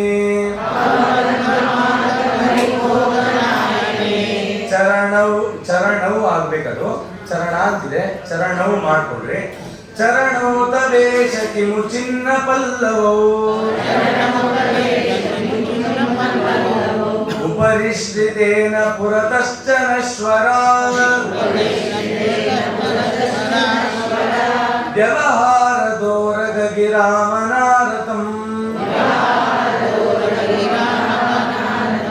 ಪ್ರಣವದ್ವಯೇನ ಮಣಿನೂಪುರಾತ್ಮನಾ ಪರಿಕರ್ಮಿತೆ ತವ ಪದೇ ಪದೇ ಮುದಾ ರುಚಿವಾರಿ ಪೂರ್ಣ ರುಚಿರಂಬುಜಾಂತರಂ ಶಿಶಿರಂ ತಟಾಕಮವಗಾಹ್ಯತಾವಕಂ त्यजति श्रमं व्रजति हर्षमध्यमे भवगर्मतापमपनीय दुर्गवी ಅರುಣಾದರಂ ತರುಣಚಂದ್ರ ಸುಂದರಂ ಕರುಣಾದರಂ ವದನಮೀಶತಾವಕಂ ಸ್ಮಿತಕಾಂತಿಪೂರ್ಣ ನವಚಂದ್ರಿಕಾಭರೈಃ ಭವಶಾರ್ವರಂ ಕ್ಷಿಪತಿ ಭವ್ಯಚೇತಸಾ ಪರಿತಸ್ಥಿತೇಪಿ ಚ ಕುಚೋಗಶಾರ್ವರೈಃ ವಿಲುಟಭಿರಾನನವಿದೌ ವಿದಾದಿತೆ ತಿಲಕೇನ ನದ್ದ ಕುಲಕೇನ ಸುಂದರಂ ನಹಿ ವೇತ್ತಿ ಬಾಲತಮಮದ್ಯುದಾರಗೀ ಅಲಕಾವೃತಾಲಿಕಮುದಾರಮುನ್ನಸಂ ಸ್ಮಿತಪುಲ್ಲಗಂಡತಲಮುಲ್ಲಸಮ್ಮುಖಂ ದರವಾಮಭಾಗರತಮೌಲಿಮೋಹನಂ ತವ ದೇವನೈವ ಹೃದಯಂ ಜಹಾತು ಮೇ. ಇವಾಗ ಒಟ್ಟಿಗೆ ಒಂದ್ಸರಿ ಹೇಳೋಣ. ಶ್ರೀ ಗುರುಭ್ಯೋ ನಮಃ. ಅಥ ರಾಜಗೋಪಾಲ ಸ್ತುತಿ ಪ್ರಾರಂಭ ಮಾಡೋಣ. ಹೃದಯ ಬೋಧದುಗ್ಗರಸವಾಸನಾಕೃತೆ ಪರಿನಿರ್ಮಿತಾವಿವ ಪಯೋಜಕಲ್ಲಣೋ ಅಪವರ್ಗಮಾರ್ಗ ಪರಿಬೋಧನಾಯ ಮೇ ಚರಣೋಪದೇಶತಿ ಮುಚಿನ್ನವಲ್ಲವೋ ಉಪರಿಷ್ಟಿತೇನ ಪುರತಶ್ಚ ನಶ್ವರ ವ್ಯವಹಾರದೋರಗಿಲಾಮನಾರತಂ ಪ್ರಣವದ್ವಯೇನ ಮಣಿನೂಪುರಾತ್ಮನಾ ಪರಿಕರ್ಮಿತೆ ತವ ಪದೇ ಪದೇ ಮುದಾ ರುಚಿವಾರಿಪೂರ್ಣ ರುಚಿರಂಬುಜಾಂತರಂ ಶಿಶಿರಂ ತಟಾಕಮವಕಾವ್ಯತಾವಕಂ ತ್ಯಜತಿ ಶ್ರಮಂ ಪ್ರಜತಿ ಹರ್ಷಮಧ್ಯಮೇ ಭವಧರ್ಮತಾಪಮಪನೀಯ ದುರ್ಗಮೀ ಅರುಣಾದರಂ ತರುಣಚಂದ್ರ ಸುಂದರಂ ಕರುಣಾದರಂ ವದನಮೀಶತಾವಕಂ ಸ್ಮಿತಕಾಂತಿಪೂರ್ಣ ನವಚಂದ್ರಿಕಾಭರೈಃ ಭವಶಾರ್ವರಂ ಕ್ಷಿಪತಿ ಭವ್ಯಚೇತಸಾ ಪರಿತಸ್ಥಿತೇನ ಶಿಖುರೌಘಶಾರ್ವರೈಃ ವಿಲುಟದ್ಧಿರಾನನವಿದೌ ವಿದಾರಿತೆ ತಿಲಕೇನ ನದ್ದ ಕುಲಕೇನ ಸುಂದರಂ ನೈವೇತಿ ಬಾಲತಮಮದ್ಯುದಾರಗೀಃ ಅಲಕಾವೃತಾಲಿಕಮುದಾರಮುನ್ನಸಂ ಸ್ಮಿತಪುಲ್ಲಗಂಡತಲಮುಲ್ಲಸನ್ಮುಖಂ ದರವಾಮಭಾಗನತಮೌಲಿಮೋಹನಂ ತವ ದೇವನೈವ ಹೃದಯಂ ಜಹಾತು ಮೇ. ಇತಿ ಶ್ರೀ ಗುರುರಾಘವೇಂದ್ರ ಇತಿ ವಿರಚಿತ ರಾಜಗೋಪಾಲ ಸ್ತುತಿ ಸಂಪೂರ್ಣಂ ಶ್ರೀಕೃಷ್ಣಾರ್ಪಣಮಸ್ತು. ಇವತ್ತು ಖಂಡಿತ ರಾಯರ ಪ್ರೀತಿ ಆಗಿರುತ್ತೆ. ರಾಯರಿಗೆ ಪುಷ್ಪಾರ್ಚನೆ ಬೇಕಾ? ನಿತ್ಯ ಪರಮಾತ್ಮನ ನಿರ್ಮಾಲ್ಯಕ್ಕಿಂತ ದೊಡ್ಡದ ನಾವು ಹಾಕೋದು ಅದು ಬೇಕಾಗಿಲ್ಲ. ನಮ್ಮ ಆಡಂಬರ ತೋರಿಸ್ಕೊಳಕ್ ನಾವು ಮಾಡ್ತಾ ಇದೀವಿ. ರಾಯರಿಗೆ ನಿಜ ಪ್ರೀತಿಕರ. ನಾನು ರಚನೆ ಮಾಡಿದ್ದು ಒಂದಾದ್ರೂ ನೀವು ಇವತ್ತು ಹೇಳಿದ್ರಲ್ಲ, ಇದು ಸಾರ್ಥಕ ಆಯ್ತು. ಹಾಗಾಗಿ ಇದರಿಂದ ಏನಪ್ಪಾ ಅಂದ್ರೆ ಎಲ್ಲ ಮಠಗಳು ಇದೆ. ರಾಯರು ತಾವು ಸುಧೀಂದ್ರ ತೀರ್ಥರಿದ್ದಾಗ ಆ ಮಠದಲ್ಲಿ ಹೋಗಿ ಊಟ ಮಾಡ್ತಿರ್ಲಿಲ್ಲ. ಯಾಕೆ? ಈ ಊಟ ಇರೋದು ಬರೀ ವಿದ್ಯಾರ್ಥಿಗಳಿಗಾಗಿ. ನಾನು ಪಾಠ ಹೇಳೋದು ನಾ ಮಾಡ್ಬೋದು, ನಾ ಮಾಡಿದ್ರೆ ಮನೇಲಿ ಹೆಂಡತಿ ಮಕ್ಕಳು ಅವ್ರು ಉಪವಾಸ ಇರ್ತಾರೆ ಅಂತ ಹೇಳಿ ರಾಯರ ಮಠದಲ್ಲಿ ಊಟ ಮಾಡ್ತಿರ್ಲಿಲ್ಲ. ಇವತ್ತು ನಮಗೆಲ್ಲ ರಾಯರ ಮಠವೇ ಆಶ್ರಯ ಅಲ್ವಾ? ರಾಯರು ಬದುಕ್ದಾಗ ನಾವು ಬದುಕ್ತಿಲ್ಲ. ಆದ್ರೂ ರಾಯರ ರಚನೆ ಮಾಡಿದ್ದು ಒಂದಾದ್ರೂ ಅವ್ರಿಗೆ ಅರ್ಪಣೆ ಮಾಡಿದ್ರೆ ರಾಯರ ಪ್ರೀತಿ ಆಗುತ್ತೆ. ಖಂಡಿತವಾಗ್ಲೂ ದೀಕ್ಷೆಯಾಗಿ ತಗೊಳ್ರಿ. 10 ಜನ ಆದ್ರೂ ಮುಂದೆ ಬಂದು ಇದನ್ನು ಪಾರಾಯಣ ಮಾಡಿದ್ರೆ ನಾ ಹೇಳಿದಕ್ಕೂ ಸಾರ್ಥಕ. ಇನ್ನು ಯಾರಿಗಾರು ಬೇಕಿದ್ರೆ ಅದನ್ನ ಜೆರಾಕ್ಸ್ ಮಾಡ್ಕೊಡ್ರಿ, ಆಯ್ತಾ? ಯಾರಿಗೆ ಆಸಕ್ತಿ ಇದೆ ನನ್ನ ಹತ್ರ ಬನ್ರಿ, ನನ್ನ ನಂಬರ್ ತಗೊಳ್ರಿ, ಒಂದು ಗ್ರೂಪ್ ಮಾಡೋಣ. ನಾನೇ ಒಂದ್ಸರಿ ಪಾರಾಯಣ ಮಾಡಿ ಆ ಆಡಿಯೋ ಹಾಕ್ತೀನಿ. ಯಾವ ರೀತಿ ಪಾರಾಯಣ ಮಾಡಬೇಕು ರಾಯರು ಎಷ್ಟು ಸರಳವಾಗಿ ಮಾಡ್ಕೊಂಡಿದ್ದಾರೆ ಗೊತ್ತಾ? 10 ದಿನ ಪಾರಾಯಣ 10 ಸರಿ ಪಾರಾಯಣ ಮಾಡಿದ್ರೆ ರಾಯ ಬರುತ್ತೆ. 6 ಶ್ಲೋಕ ಇರೋದು. ಇದನ್ನೊಂದು ಮಾಡಿದ್ರೆ ಇದು ಕೃಷ್ಣ ಇದ್ದಾನೆ ನಮ್ಮ ಮಠದಲ್ಲಿ, ಅವನಿಗೆ ಮುಂದೆ ಲಕ್ಷ ತುಳಸಿ ಅರ್ಚನೆ ಮಾಡಿ ಅವನಿಗೆ ಅರ್ಪಣೆ ಮಾಡೋಣ, ಬೇರೆ ಬೇರೆ ರೀತಿಯಲ್ಲಿ ಮಾಡೋಣ ಅಂತ ಹೇಳ್ತಾ ಎಲ್ಲರೂ ಹೀಗೆ ಕೂತಿರ್ರಿ. ಕೂತ್ಕೊಂಡೆ ರಾಯರ ಪುಷ್ಪಾರ್ಚನೆಯನ್ನ ನೋಡ್ರಿ. ಆಮೇಲೆ ಎಲ್ಲರ ಕೈಗೂ ಪುಷ್ಪ ಕೊಡ್ತೀವಿ. ಆ ಪುಷ್ಪವನ್ನ ಹಾಕಿ ಮಂತ್ರಾಕ್ಷತೆಯನ್ನು ಸ್ವೀಕಾರ ಮಾಡಿ ರಾಯರ ಪ್ರಸಾದವನ್ನ ಎಲ್ಲರೂ ಸ್ವೀಕಾರ ಮಾಡ್ರಿ. ರಾಯರು ಭುವನಗಿರಿಯಲ್ಲಿ ಅವತಾರ ಮಾಡಿದ್ದಾರೆ. ನಮ್ಮ ಜೀವನದಲ್ಲೂ ರಾಯರ ಅವತಾರ ಮಾಡಲಿ, ನಮ್ಮ ಬದುಕಿಗೆ ರಾಯರು ಬೆಳಕು ತಂದುಕೊಳ್ಳಿ. ಹೇಗೆ ಕೃಷ್ಣಾವಧೂತರ ಜೀವನ ಬದಲಾಯಿತು, ನಮ್ಮ ಜೀವನವೂ ಹಾಗೆ ಬದಲಾಗಲಿ. ಆಭಿಚಾರಕ ಪ್ರಯೋಗ ಅಂತಂದ್ರೆ ವೇದ ಬಾಹಿರಾಗಿ ಬದುಕೋದೇ ಅದು. ಅದರಿಂದ ಆ ರಾಯರು ದೂರ ಮಾಡಿ ನಿಮ್ಮನ್ನ ಎಲ್ಲರೂ ಆ ರಾಯರು ಸಂಪನ್ನವಾಗಿರ್ಲಿ. ಅವರ ಅನುಗ್ರಹ ಪದಾರ್ಥರಾದಂತ ಆ ಗುರುಜಗನ್ನಾಥದಾಸರು ನಮಗೆ ನಿಮಗೆ ಅನುಗ್ರಹ ಮಾಡಲಿ ಅಂತ ಹೇಳ್ತಾ, ಒಂದು ವಾರಗಳ ಕಾಲ ಏನು ಗುರುಜಗನ್ನಾಥದಾಸರು ಇನ್ನು ಅನೇಕ ದಾಸರು ರಾಯರ ಸ್ತುತಿ ಮಾಡಿದ್ರು ಅದನ್ನ ಚಿಂತನೆ ಮಾಡಿದ್ವಿ. ಅದನ್ನ ಎಲ್ಲ ಗುರುಗಳ ಅಂತರ್ಯಾಮಿ ಗುರುಜಗನ್ನಾಥದಾಸರು, ನಮ್ಮ ಅಸ್ಮತ್ ಗುರುಗಳು ಗುರುಗೋವಿಂದ ವಿಠಲದಾಸರು, ಗುರುಜಗನ್ನಾಥದಾಸರು, ಇಬ್ರಾಹಿಂಪುರ ಅಪ್ಪ ಅವರು, ವಿಜಯರಾಯರು, ಮುನೀಂದ್ರ ತೀರ್ಥರು, ರಾಯರು, ಅವರ ಅಂತರ್ಯಾಮಿಯಾದ ನೋಡಿ ಗುರುಜಗನ್ನಾಥದಾಸರು ಸ್ಥಿತಿ ಆಯಿತು. ಅದಕ್ಕೆ ಇನ್ನೇನು ಬೇಕು ಅಲ್ಲ, ಈ ನಾಟಕ ನಾವು ಮಾಡ್ಲಿಕ್ಕೆ ಆಗತ್ತಾ? ಅವ್ರಿಗೆ ಮೆಚ್ಚುಗೆ ಆಯ್ತು ಅಂತ ಆಯ್ತು, ಅದೊಂದೇ ಸಾಕು ನನಗೆ, ಇನ್ನೇನು ಬೇಡ. ರಾಯರು ಅವರ ಅಂತರ್ಯಾಮಿ ಆದ ಆ ಮಧ್ವವಲ್ಲಭ ಸೀತಾಪತಿ ಮೂಲರಾಮಚಂದ್ರ ದೇವರು ಅನುಗ್ರಹ ಮಾಡಿ ಅಂತ ಹೇಳಿದ ಶ್ರೀ ಕೃಷ್ಣಾರ್ಪಣ ವಸ್ತು. ಎಲ್ಲರೂ ರಾಘವೇಂದ್ರ ರಾಘವೇಂದ್ರ ರಾಘವೇಂದ್ರ ಪಾಯಿಮಂ, ರಾಘವೇಂದ್ರ ರಾಘವೇಂದ್ರ ರಾಘವೇಂದ್ರ ರಕ್ಷಮಾಂ ಅಂತ ಹೇಳ್ತಾ ಬರ್ರಿ. ರಾಘವೇಂದ್ರ ರಾಘವೇಂದ್ರ ರಾಘವೇಂದ್ರ ಪಾಯಿಮಂ, ರಾಘವೇಂದ್ರ ರಾಘವೇಂದ್ರ ರಾಘವೇಂದ್ರ ರಕ್ಷಮಾಂ, ರಾಘವೇಂದ್ರ ರಾಘವೇಂದ್ರ